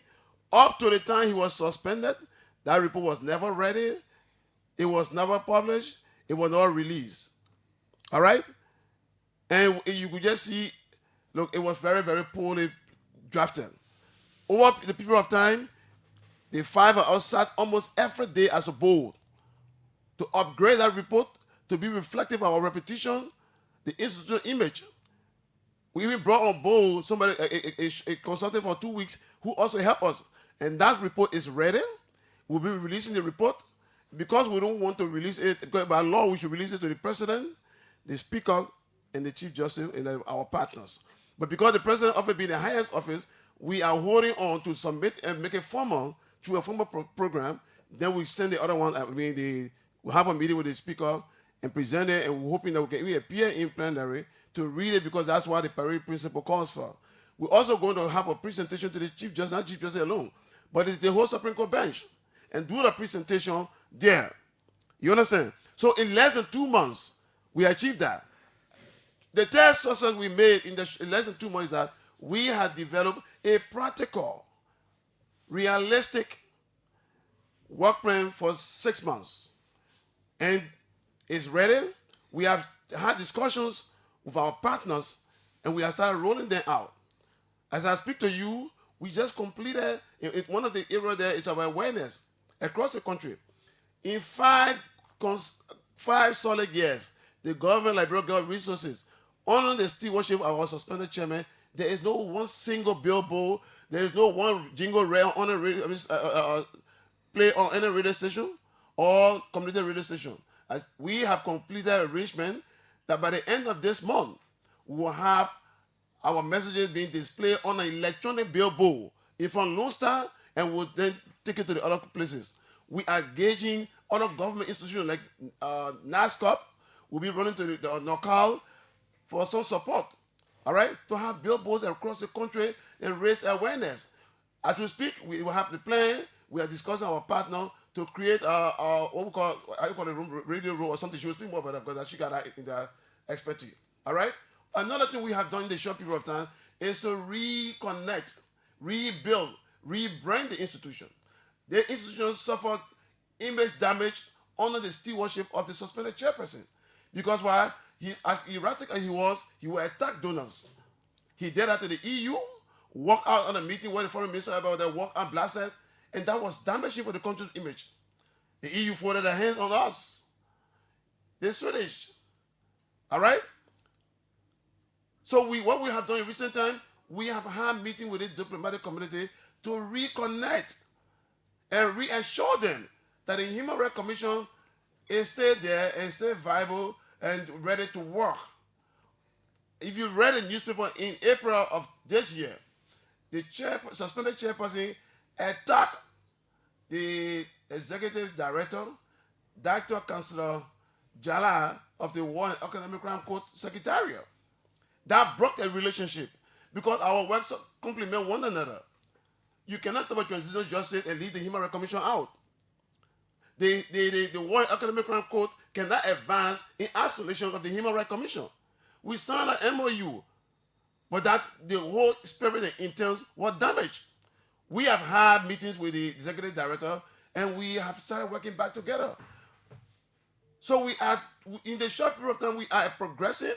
The staff have been given, look, the department that Commissioner Dolo presides over, for this year, the first quarter and the second quarter, there is no report because the person who should have provided leadership to collect report from the fee and consolidate it was the director. When we called into the meeting, where is the first quarter report? Where is the second quarter report? He said, I don't have them, but the EDC will produce it. How can the executive director produce report if you did not submit report to him? Okay. All right? So let us hear from Attorney Dopevi on what the progress in her department. looks like? So we've done tremendously. I must laud my staff, especially the monitoring and evaluation manager, David Dienigo. So I have in my hand here a poster that encapsulates our work plan, our outputs, and everything else. And it shows the level of organization and the process that we have gone through. So I will just walk us through quickly. Like I said, it's spread across the department. So the first objective looks at institutional capacity, governance, and accountability. I've already mentioned that we're looking at total reform of our policies, possible redeployment, strengthening financial management, modernizing our procurement and accounting systems, also upgrading our ICT and operational equipment. So we have a deadline for migration to Microsoft 360 by the end of by August 20th. Every staff will have had an account that makes collaboration and coordination, efficient. That thing about having your inchrr.org, so that is ongoing. One of the planning, monitoring, evaluation, and knowledge management, that's one of my departments. So we've done the work plan. We're going to track departmental performance based on the work plan. We're going to strengthen quality assurance for concept notes and proposals. We want to improve institutional reporting, strengthen knowledge management. I will tell you that over the last 4 years, there haven't been any administrative report, because I remember the executive director once told me that they don't do administrative reports. So we're now doing monthly reports. We are doing weekly updates, and we are doing quarterly reports and then annual reports. We keep track of the implementation process, but it also shows that we are able to measure our results and that decisions informed by evidence and a culture of results. So on our third objective, which is the Department of Monitoring and Investigation, the objective is increase access to justice and human rights protection. So what we're doing is that we want to fully enhance the hearing room. You know that we have a quasi-judicial authority, so we have this hearing room where we hear cases on human rights and make ruling. That is ongoing, but we want to strengthen the capacity of the staff. We want to reduce the backlog of complaints. We are providing legal support to vulnerable detainees, that is pre-trial detainees. Already in our human rights report, we have more than 3,000 human rights and pre-trial detainees across the country. So prison monitoring and detention is ongoing. We want to strengthen our complaints and case management. We want to document and report human rights violations as we do quarterly, annually. We want to engage courts, prosecutors, and correctional authorities, but also to strengthen digital human rights monitoring. So with that one, we want to fully digitalize our human rights monitoring to a situation room. And inclusively, we also want to look at media monitoring, one dedicated monitor for that purpose. And our targeted result is that we want more people protected and better access. Media monitoring, you say one? justice. You say one person? Yes. They will just be monitoring one radio station or if one? you gave us more money, we will expand. Now who But the the you? most- And I government so give more money. Yeah, as a government, I give you more money. You need like the 10 to 15 people to be doing that. I can see you are passionate about the media, so but we're starting. I know because I like work with That's why the plan with is just the a EU 6-month election plan. observation mission in Yeah. 2017, and they have media monitors. They have a whole lot of people monitoring radio stations. One person assigned to one radio station. They have others to certain newspapers and all that. So You will also know that that is my field, Mhm. and I have a fairly good understanding about how that Yeah, operates. so that one person- you need about 10 to 12. Yeah. But this is a starting process, and we are constrained, right? We do Start not with have 2. the financial. Okay, Okay, you we'll will take- tell me we'll what take to your find. suggestion. We'll We'll tell take you your will tell me suggestion, where no we will problem. find the other one. So let's make progress. So under the Department of Education, Training, and Information, we want to increase visibility in public education. So the first thing is that we're working to produce our communication strategy, outreach strategy, and advocacy strategy. So we have 3 dedicated staff in our department that are doing that. And that will bring in to perspective all of the things that we want to do, but also do it in a way that is systematized and we are able to measure results. So we want to produce and distribute human rights education materials. We want to ensure that our curriculum incorporates human rights education across the schools. We want to strengthen our visibility. We also have already our ICT and branding policy, which is extremely important for our institution, that we are guided in what we can do in terms of doing communication activities and just strengthening institutional branding and public information systems. So the targeted result has to do with greater public awareness and then confidence in the INCHR. You will agree with me that our confidence has is eluded over previous years, and we want to restore credibility. Lastly, under the Department of Street Matters and Law, we want to strengthen our reforms and legislation so that we are compliant with international principles. One of the things we're looking at is the advocacy for death penalty that is overdue in Liberia, and we keep saying that it could pose a bottleneck to the whole process for Establishment of war war crimes court. I mean, the act. How can you advocate for the passage of that act when you already have death penalty on your still book. on your book? So it has to be repealed, amended, however. And then also delayed passage of the FGM law. That is something we're looking forward to advocating on, and to continuously look at other international principles that we need to be compliant with. So the results there is that laws and policies that protect rights and advance human rights reforms are compliant. So this is where we are, but specifically on our transitional justice unit. The chairperson already spoke about our collaboration with the War and Economics Crime Court Office, and we have a memorandum of understanding that we'll be looking at to strengthen our relationship. But we are looking at developing a white paper on reparations. That is a part of the recommendations coming out of the Truth and Reconciliation process, and we are mandated to implement that. Already there was a communique several years back. We want to look at that. We feel that it needs to be holistic. If we're going to criminal accountability, then we must also consider reparations. But the fact that the government is constrained with development processes and finances, I mean, we have to set a threshold, right, and a standard for reparations. Because if we talk about reparations, then it means that every other Liberian that was affected by the Civil War will come running. So how do we implement that? So we'll be generating our discourse with experts. We also want to look at our Palava Hot hearings. Like I say, we want it to be far-fetched in terms of general reconciliation. We know that the criminal accountability is going to take years once it's being implemented, the War Crimes Code. But how do we make sure there's accountability at the lowest level? And what can we do to complement these efforts? So we want to look at ethnographic studies from the Palava Hot hearings, and also formalize that, marrying it with other processes around the world, international best practice, like Rwanda had the Gachacha process. We also want to look at the Palava Hut and see where we go from there.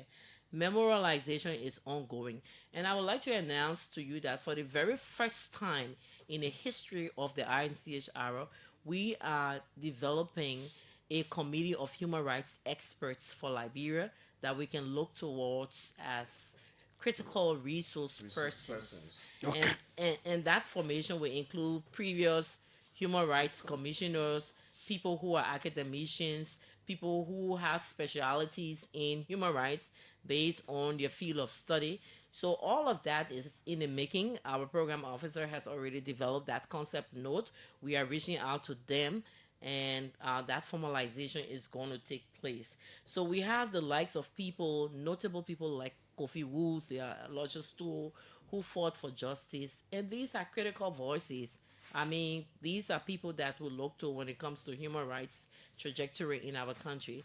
We cannot just toss these experts aside because we have a human rights commission. So, I mean, I would say in saying these are some of the things that we plan to do. Why you don't want to call that word? It is a word, so why you won't call it? I wanted to say in a nutshell. Yeah, right? but you just passed by. Yeah. I mean, it doesn't matter in a nutshell. You are very so- sensitive to the words, and that's why sometimes you can get when people see something. No, it doesn't matter. I mean, I'll choose the words But that she's I very eloquent. She's very eloquent. I know. I know why she dodged it. It is because of the first three letters, the way it comes across. No, I don't think so. I mean, even if we were talking about, speaking adult language, I would do it in the most civil way. So that's not a problem. So let's move quickly to the human rights report, and I mean, Commissioner Julius. So we have here the infographics that we've developed, that will give you a snapshot of what the human rights report looks at. I mean, in a couple of days. Okay. This poster is going to be out. We can share with you by WhatsApp. Yeah, sure. He has my number. Yeah. So we come to you, sir. Let's get your own of updates. So, in addition to what you just said, when it comes to planning, one of the things that we have been doing also is to introduce individual planning work plan, all right, so that it will be used as a benchmark for measuring the performance of individual staff. For a long time, that hasn't been done at the commission.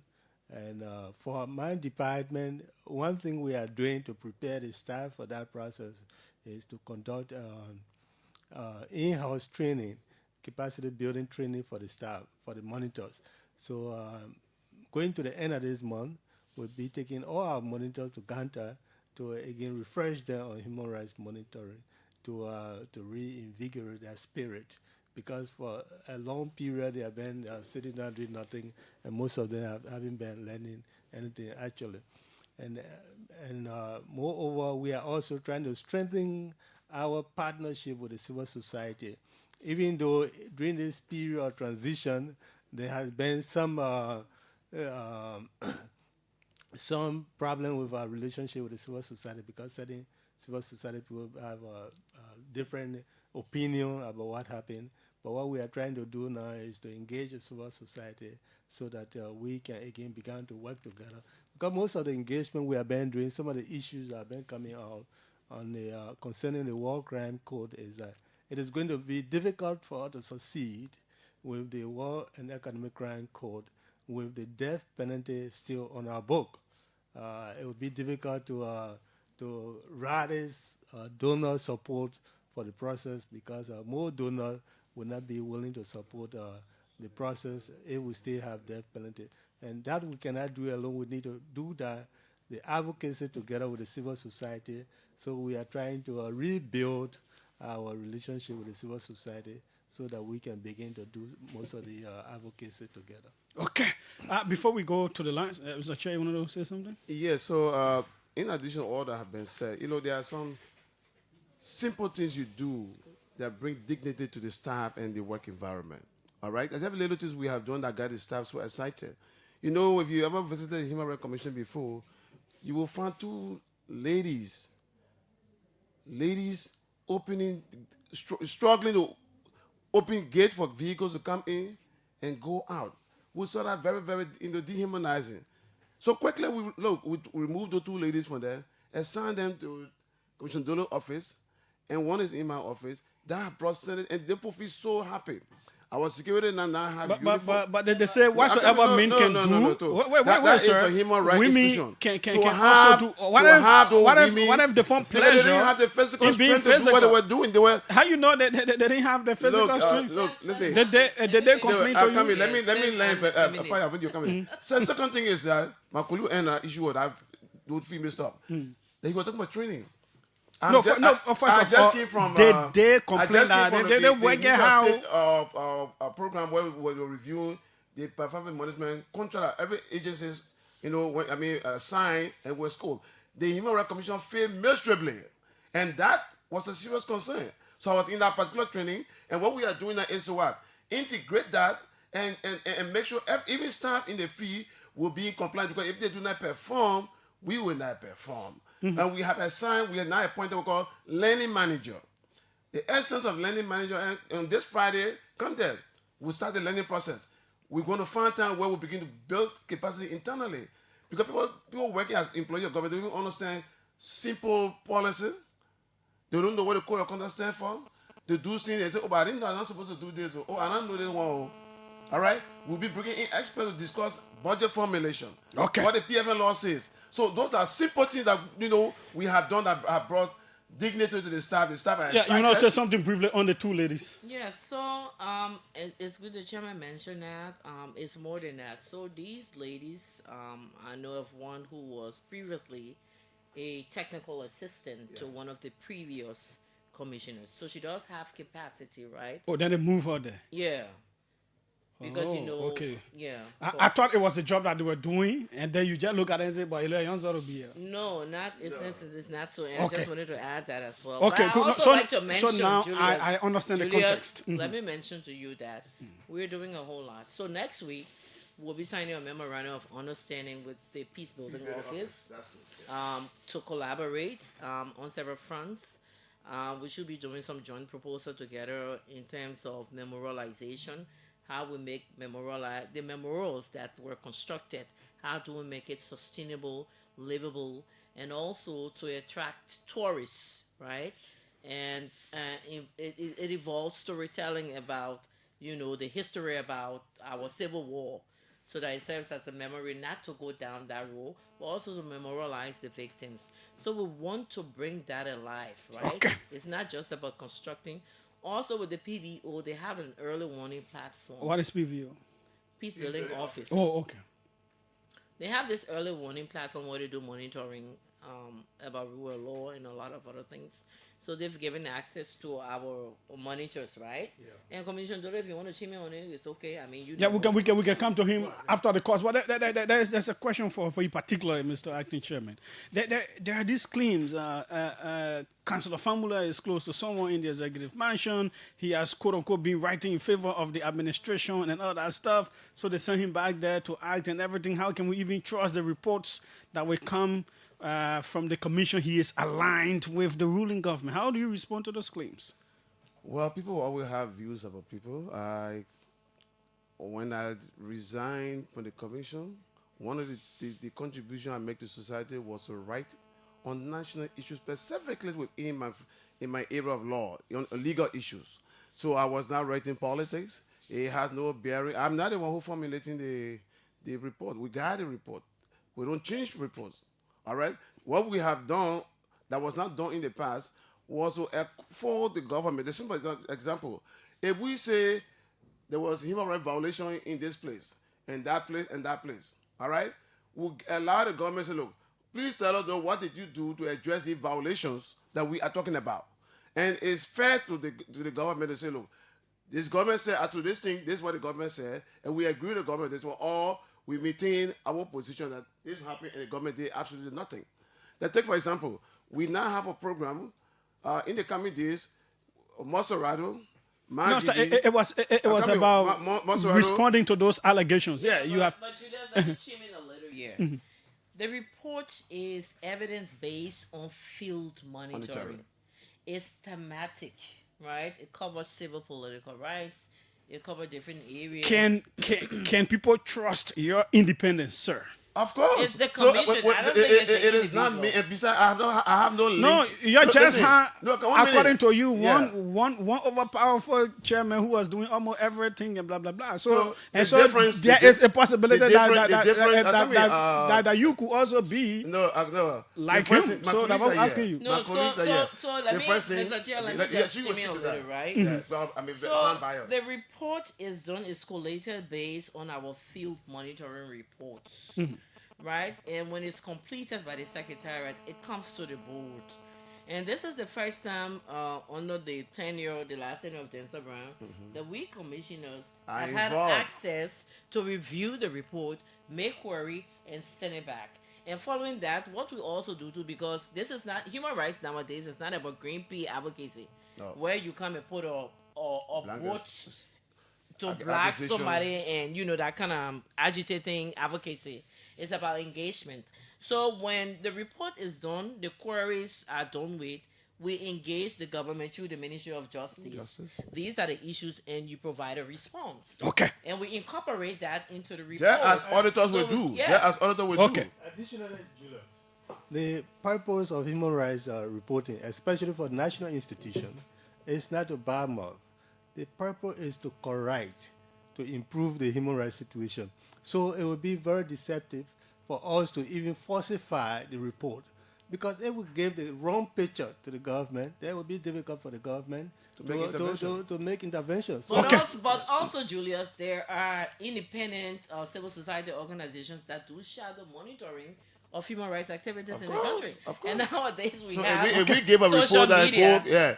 that is in contradiction to other reports, that has to do something with our reputation. Yeah. Okay, 777-700. I have no relationship with the executive mansion. Okay, you have no relationship. Thanks so kindly. 777-700, 995, 995. Let's take a few calls. We have just 2 more minutes to their time that they actually paid for this time, just so you know. And we appreciate them for doing business. Yeah. We. Are you? Let's take some of your calls. Welcome. Let's hear you. What's your name? Where are you calling from? Yeah, thank you, Brother Julius. My name is Potter Sparkley. I join you from Connellsville. So let me say thank you to your studio guests. You know, I really enjoy the elaboration on their policies and how well they can implement it. But my little advice is how well our government going to invest money, because all that thing our people are saying that it need finance, it need the government, it need the House of Representatives to put money into that thing to progress that analysis from our people. So let me say thank you to them. They need more support. That's the point. This person says, please ask the head if he received salary when he resigned or after he resigned. Okay, he has heard that. Welcome. Let's hear you. What's your name? Where are you calling from?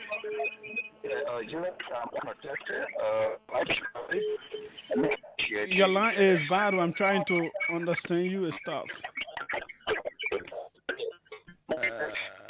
No, you are not coming in well. Okay, keep it trying. 777-700, 995, 995. Welcome. Yes, go ahead. Let's hear you. Yes, Julius, please appeal to your guests. You should not send that commission into your fasting ground. Because in general, at between you and Barbara. What did he do at LSCC? He fought Kano Barbara at LSCC. The fought? Like real PT? How you know? Or were you there? In the news, and I see my formula in the news for special okay. Okay, thanks. But remember working there for so many years. We never heard about boxing. No. You won't go different places now. Welcome. Let's hear you. What's your name? Where are you calling from? Yeah, Julius, I'm Lawrence again. I call from Sweden. Go ahead, Lawrence. Yeah, Julius, if the through the president cannot respect the Supreme Court, actually that they will respect the recommendation from the Independent Human Rights Commission. Again, when it comes to attending the position, apart from what the government says is that what the president said that we acknowledge your report or your initial decision. The next day, the people were suspended to the party in there. When it comes to GSA, all the report, when the company say we acknowledge your report. So how you will not say we acknowledge your report and be done with it. Thank you. Okay, thanks so kindly as well. Let's see who's right here. Welcome. Let's hear you. Good evening, Julius. Yes, go ahead. My name is Fanfan A. Fanfan, and I call from Galway. What? You said what's the name? Fanfan A. Fanfan. A. Fanfan. What does Fanfan mean? Fanfan A. Basso. I'm going for that. Let me learn my thought. Hey, hello? Yes, go ahead. Julia, what I will say today, the commissioners in there will not accept it. Or with the presence of the acting chair in that building, they are report there will be a date on that report. Why? Because there have been claims and counterclaims about his link with the executive mansion. That report will not be opened. He has gone there to do a damage control for the government. What all they saying, we can listen to that. Thank you. Okay. Thanks so kindly. Welcome. Let's hear you. Hello. Hello. Okay, you went off. Welcome. Welcome. Let's hear you quickly. Yeah, hello. Yes, go ahead. This is Thomas Johnson from Iron Gate. Mm-hmm. Yeah, my question has to do with the former chair, Mr. Brown, and that was, so what the Constitution say when it comes to dismissing, the chair? Is it in a book that it can be fired anytime by the president? No, I think he was suspended pending investigation. There is an investigation ongoing. Well, okay. Okay, thanks so kindly. This will be the final one. Welcome. Hello. Yes, go ahead. Good Jesus. Thank you for having me. My name is Abatokwa Akori from Central Virginia. I'm an audience listener of the show. It's my first time calling on the show. The commissioner, some more political then, his deputy.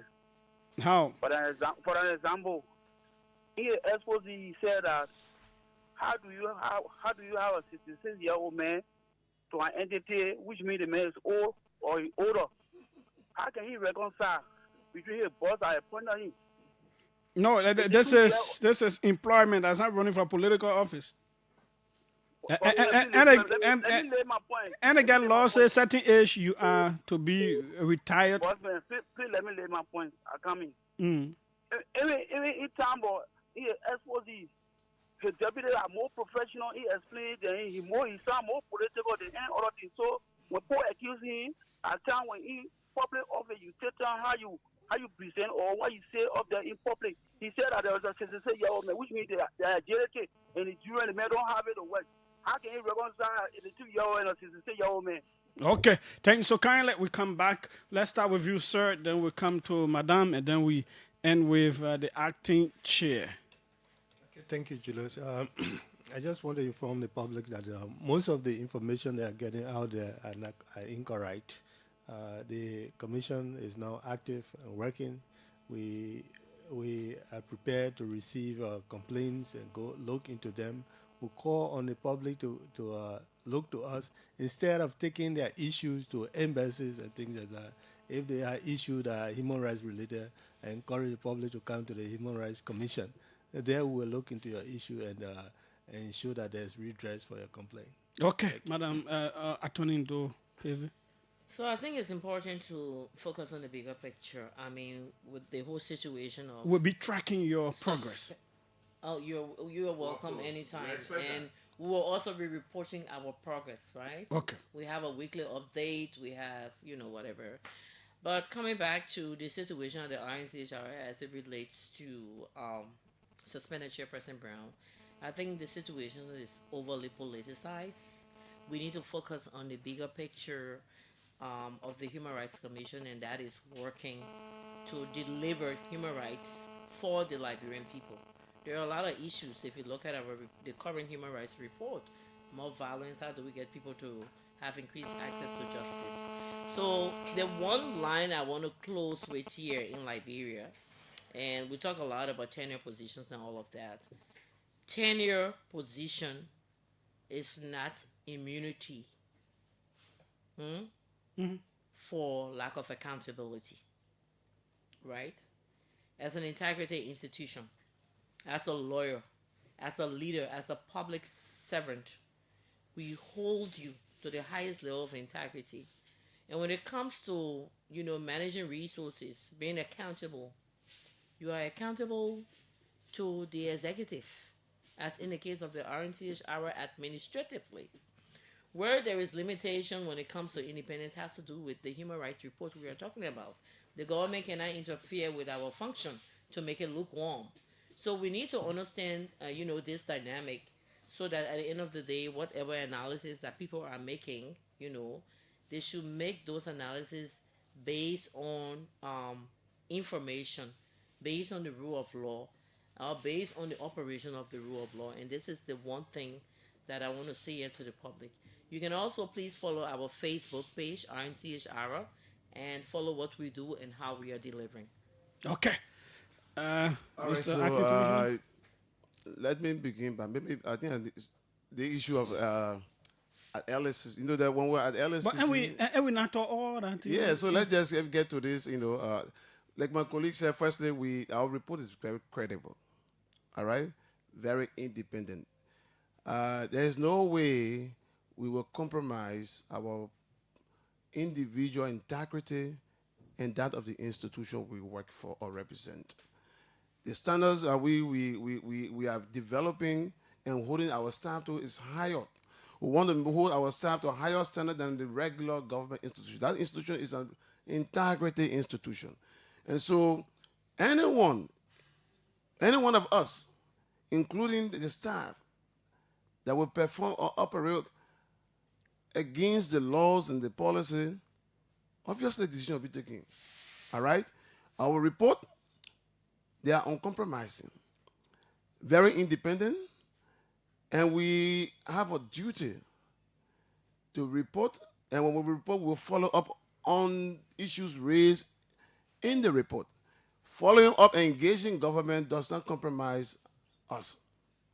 Like my colleague said, the reasons why we gave the report is for government to take the necessary steps to correct them and improve the living condition and make sure everybody enjoys the right. Human right is non-negotiable.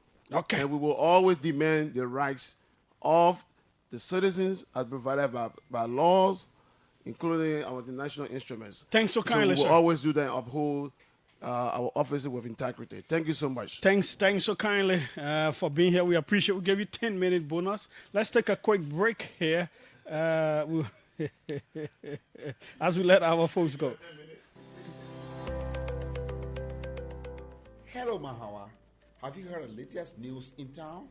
No, Yakbawolo, but lay it on my chest.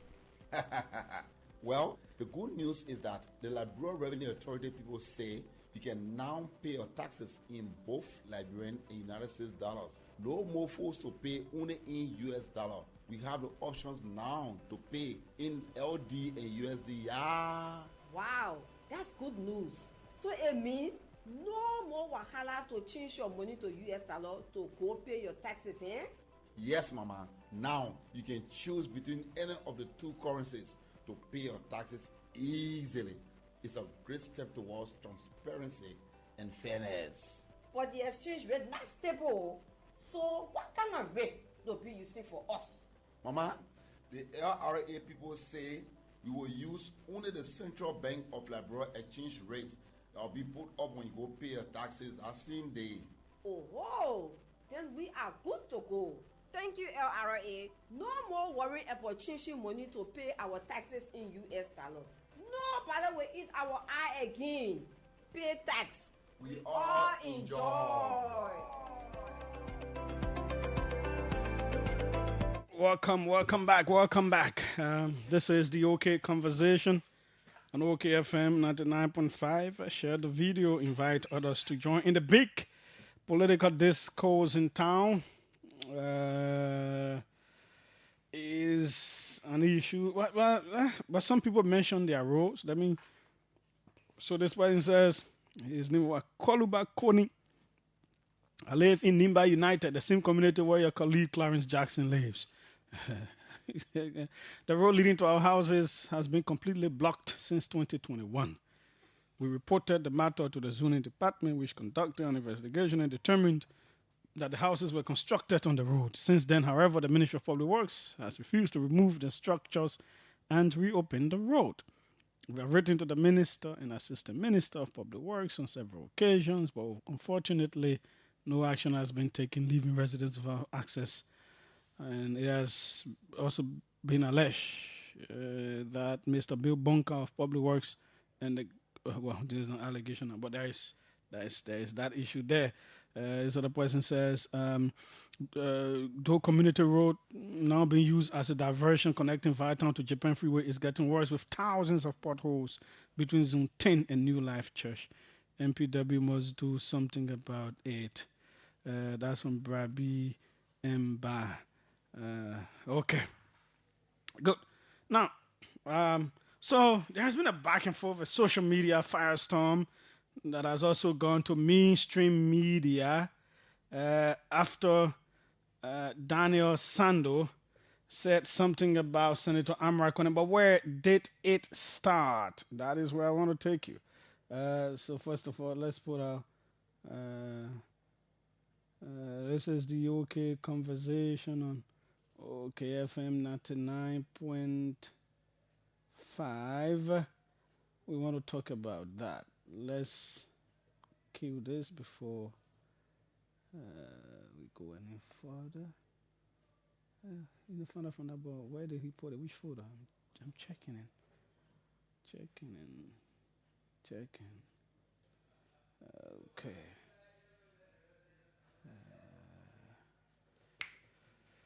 Okay, let him come show me the voice. Good. So Senator Amrakone had written about and spoken about the issues of the war against drugs. And so this is what he wrote first. He said, that was 3 days or so ago. Our president and commander-in-chief is actively fighting the war on drugs on 2 fronts. Fighting the cartel and dealing with his own top security officials, whom he depends on to fight the cartel. When the leading anti-drug chief recuses himself instead of facing immediate dismissal and criminal charges over a cartel bribery scandal, it clearly reflects a lack of accountability and represents a strategic retreat, choosing a voluntary recusal over a dishonorable firing and a quick correction indictment. This is not fair to our president. We fully support our president in this 2-front war and urge him not to let his advisors hold him hostage. He should move beyond superficial optics and be the CRC to flush out all enemies in this battle against illicit drugs, a serious national security threat. This was his campaign promise. We will wait and see what he does on Monday when the 48 hours are up.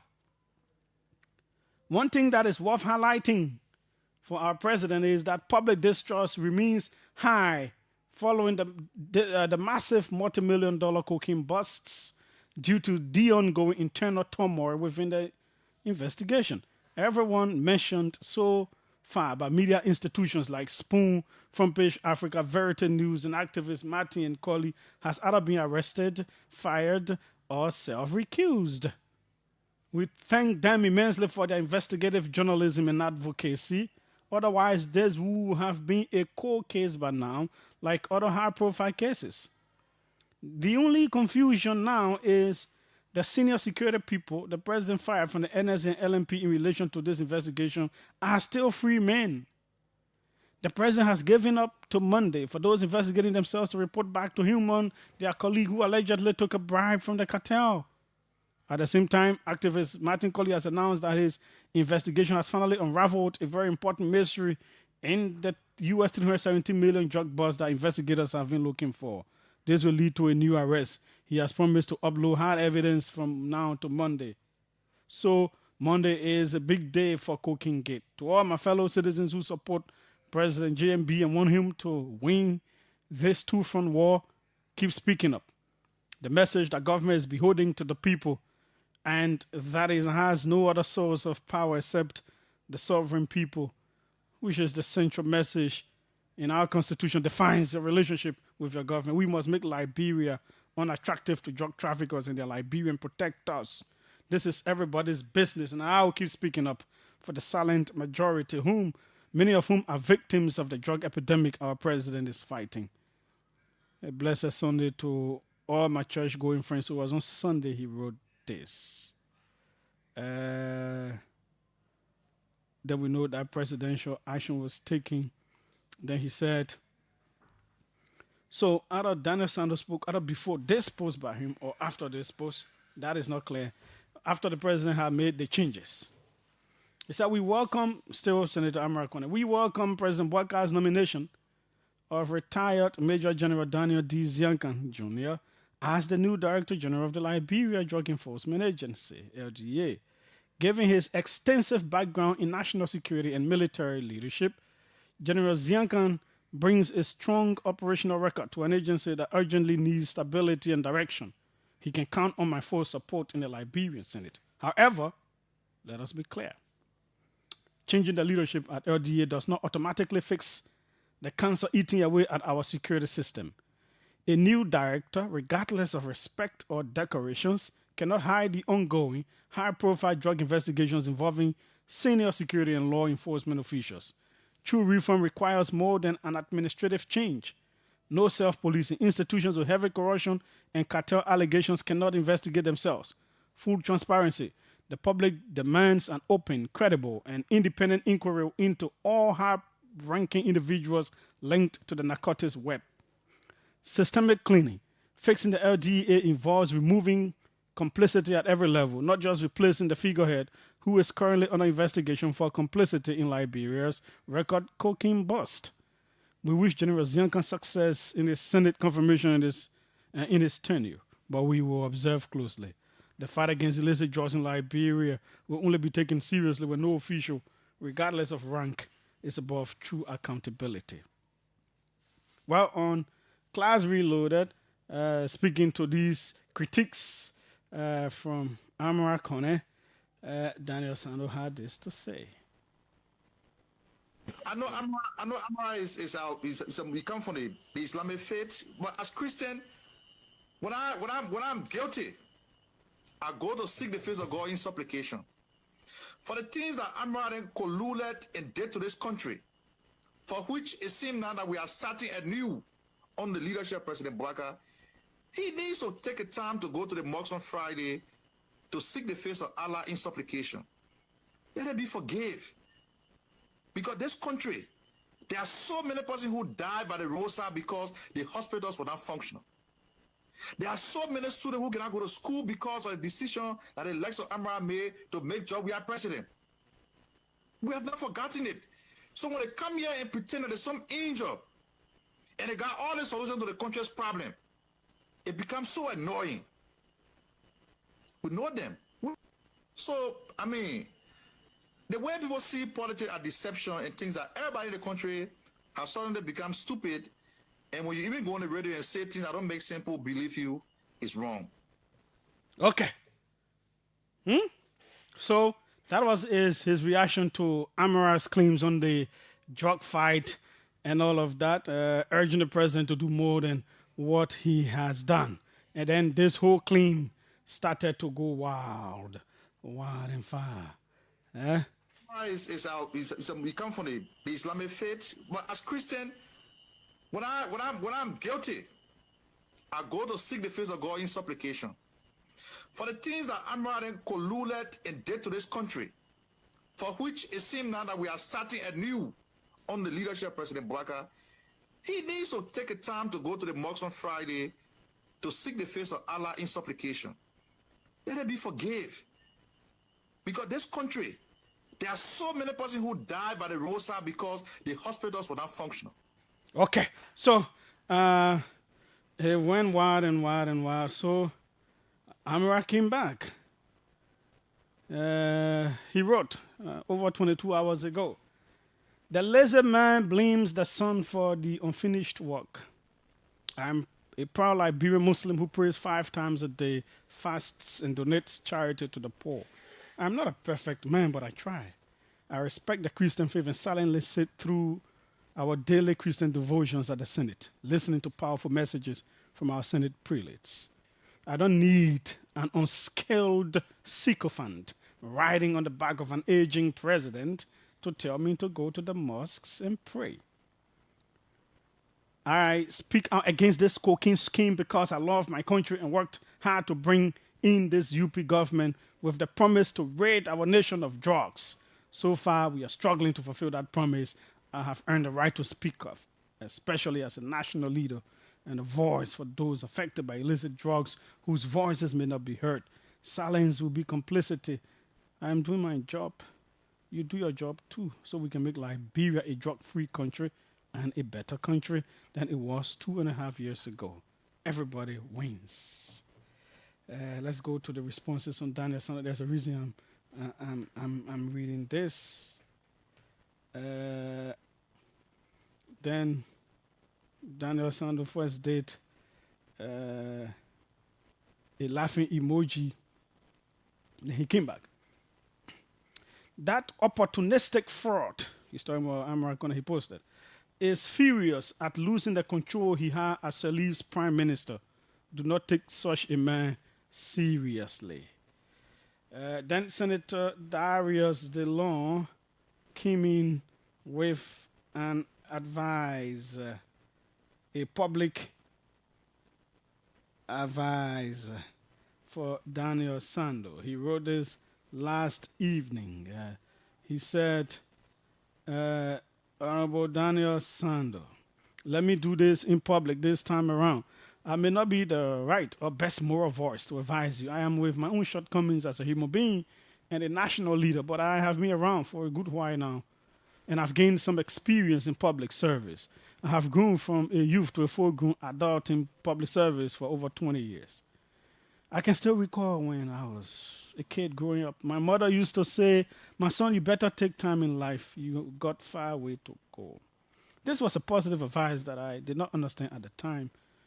All I thought then that my mother simply wanted to slow me down from doing things my own way. No doubt, I have been a relevant and consequential figure in opposition in our national politics, and now a relevant and consequential figure with humility in collaboration with the current ruling administration. I have seen it all in my lifetime thus far. I have been liked at times, disliked at times, as well as booed at times and cheered on at times. I have seen it all thus far. To the issue of this post, your recent comments directed at Senator Amrakon essentially references religion and religious belief was inappropriate and out of order from my viewpoint. There are many other ways to respond to issues than the manner and path you have chosen. You need to reach out to make amends. You being like a younger brother, I am giving you the same advice my mother used to give me from a good place, hoping you would take it in good strides. Do not follow some of these political clapping and cheers. They may be temporary and can shift. Then his boss, Daniel Sando's boss, Jerolimek Matthew Pia, wrote Daniel Otes Sando with 3 exclamation marks. And of course, high-profile officials commented, and some referring to him, fearless fighter, the great Daniel, the comer is strong, and I mean, a whole lot of praises. Let's go back to Daniel Sando. He continued to write. He continued. So this morning he wrote, that schemy trickster of a senator is absolutely boiling because he has been significantly exposed. What remains irrefutably true is that Senator Conner, alongside co-conspirators, orchestrated a coordinated strategy to systematically undermine the presidential bid of then Vice President Joseph N. Boakai during the 2017 presidential election. This political maneuver effectively facilitated the ascendancy of Mr. George Weah to the presidency. Of course, the deleterious consequences of the Weah presidency will later become a matter of widespread public cognizance, deeply etched into the collective memory of every Liberian citizen. So you see, Senator Conner bears an undeniable moral and historical responsibility for the calamity that befell our nation as a result of the Weah presidency. This is a fact that he hasn't denied, and attempts by him and other bedfellows to deflect this legitimate scrutiny through the invocation of religious solidarity are intellectually deficient and do not mitigate the substantive facts of Amara's past conduct. Such appeals serve merely as a rhetorical distraction from the core issues at hand. Furthermore, a deep dive into Amara's political chronology confirmed that he has never genuinely aligned himself with President Boakai's political aspirations. Amara's historical posture has consistently been that of a reactionary figure. Thus, his criticism of Bouakar's administration, however superficially articulated, lacks substantive credibility. They do not represent a shift in principle, but a continuation of his established oppositional trajectory, which remains fundamentally inconsistent with the national interests as championed by GMB. Talking about President Bouakar's age, Amara is simply beyond redemption, and I think he needs repentance. Amara and his likes ought to be ashamed that this aging president is fixing the country, which their so-called youthful president we are destroyed in 6 years, to be continued. And he continued. Now that this Amara has been made bare like chaff in the wind, and his attempts to divert public attention from his political deception and moral shortcomings have been deconstructed, we turn to a second equally critical issue. When yesterday's sinners claimed to today's moral authority, that he talks about this claim about some newspaper reporting in 2013, in 2014 about. Let me see the date on the newspaper. I'm not seeing the class. I said 2023 or something. A GSC audit of some 25 million from about Amara and blah blah blah. Now, because of time, I may not read that other one. But what is the point?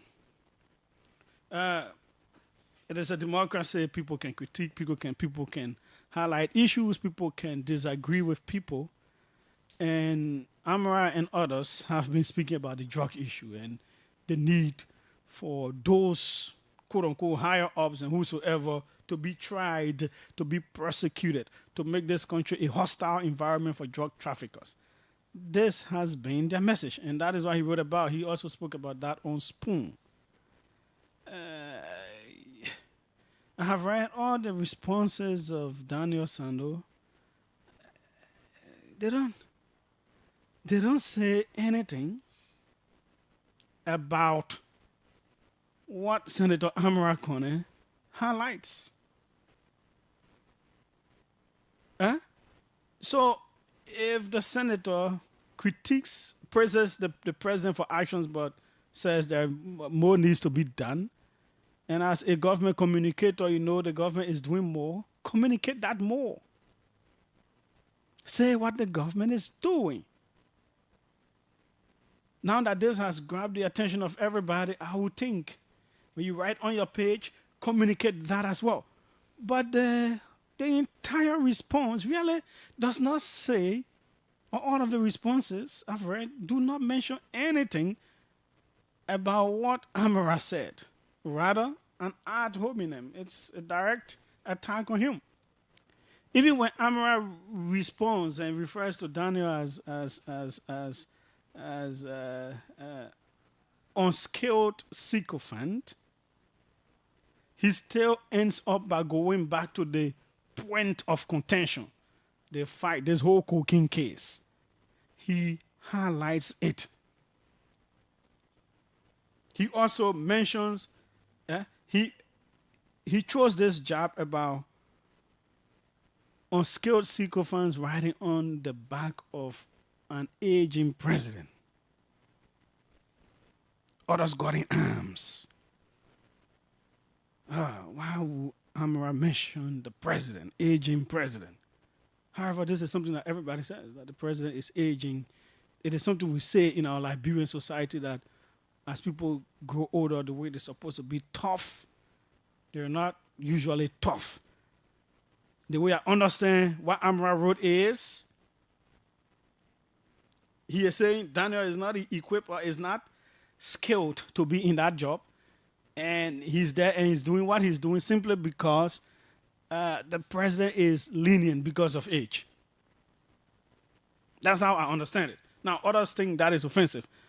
But Daniel's response talks about, Amara, whatever they did in 2017. I don't know how Amara made we are to win election. Did they turn the election results around in favor of we are? I don't think so. Did they, because there's no evidence to that. Did they mind the votes to ensure that we are was not cheated? I don't know. He really needs to explain what they did. But so far, there's no evidence that someone cheated for we are to win. Because the same Amara will be one of the stars of the UP 2023 elections. The issue of telling him to go to the mosque to pray for forgiveness if he believes he did something wrong.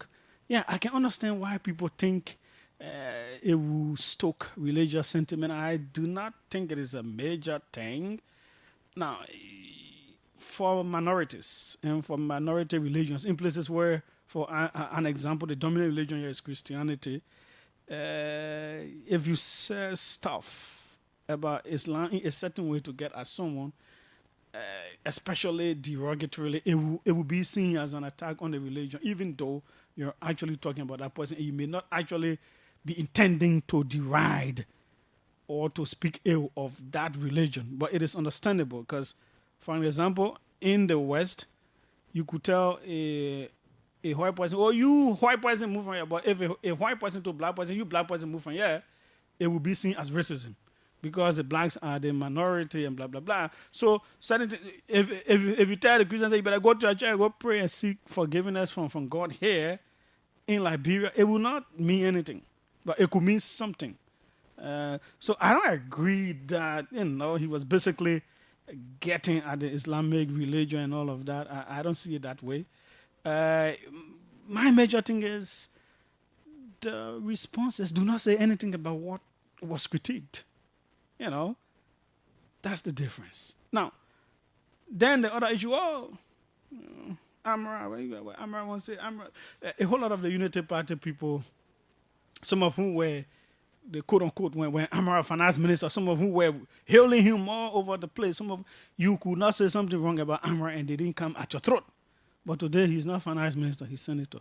So, yeah, they could join in and cheer Daniel and deal with him and say, Amara did not play any significant role in the election of President Bouaka because he came on board second round. Maybe they are right, but we know, the first round of the campaign, you had all the quote-unquote sophisticated people. The war room was there. The intellectuals were there. The statisticians and all these people, they were there.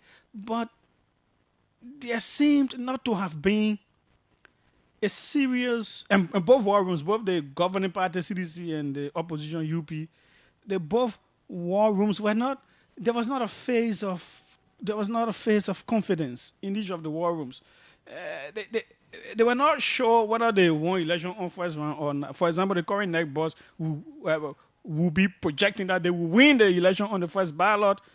They will come and say, they will hold the famous blue plastic. The famous blue plastic movement. They had tally sheets and say, we won the election on the first one, but they could not say what the figure actually was that they won with and all that stuff. Because, all these people were there, but it appears to me they were not able to get everything together from the counters in record time to know what the actual results were before NEC announced. That is what it looked like. That shifted and even pushed the governing party on the back foot when Amara came in the second round. It seems he brought confidence and structure and leadership to what they were doing and timeliness to deliver the results. That is why it appears, because that is what changed. Because the same people in the war rooms and whatsoever were the same people there. It is almost they say when you have 100 lions being led by sheep, they will not deliver results. If you have 100 sheep being led by a lion, they will. So it was about leadership. And when he brought this leadership on board, the people in the war room performed. The people who were sending in results from the fields performed. He became the face of campaign results, putting the governing party then on the back foot, because both of them had these haphazard war rooms that were not really delivering the results as they should have. So Amara came in broad structure, CDC left on the other side, National Elections Commission, because the CDC won the first one according to the National Elections Commission. So it's like Blessing and I here. If someone gave money to Blessing for me, let's say $100, and I don't know what they give Blessing, and if Blessing can't give me $80, maybe I say, but that person used to give me plenty. But anyway, they say that. But if The person messaged me, said I gave Blessing 100, and Blessing has an idea that Julius knows how much the person gave me. That was why it was like. So Amra was demonstrating to NEC that we know, we know the result, we know what we get. So before NEC came on, Amra will always say we have so by this time, this is figures. Before NEC could declare final results, Amra will already say we have won the election. That was the leadership that he brought. At least that's what we know from on the outside, unless they have something else. So, but it tells you what the politics looks like. Yeah? And I don't know. So it is like you can be good to people for a moment. You can be seen as hero for a moment. And once you critique what people think or they think the person doing, make our government look ugly and they may vote us out, then it's like that heroic thing that where they saw you or what they think you may have done. No. It doesn't exist anymore. Is there a better way to do this thing? Is there a better way? Because I've even seen the youth chair of Unity Party writing, a whole lot of people writing stuff as if that no matter what, they didn't need Amra.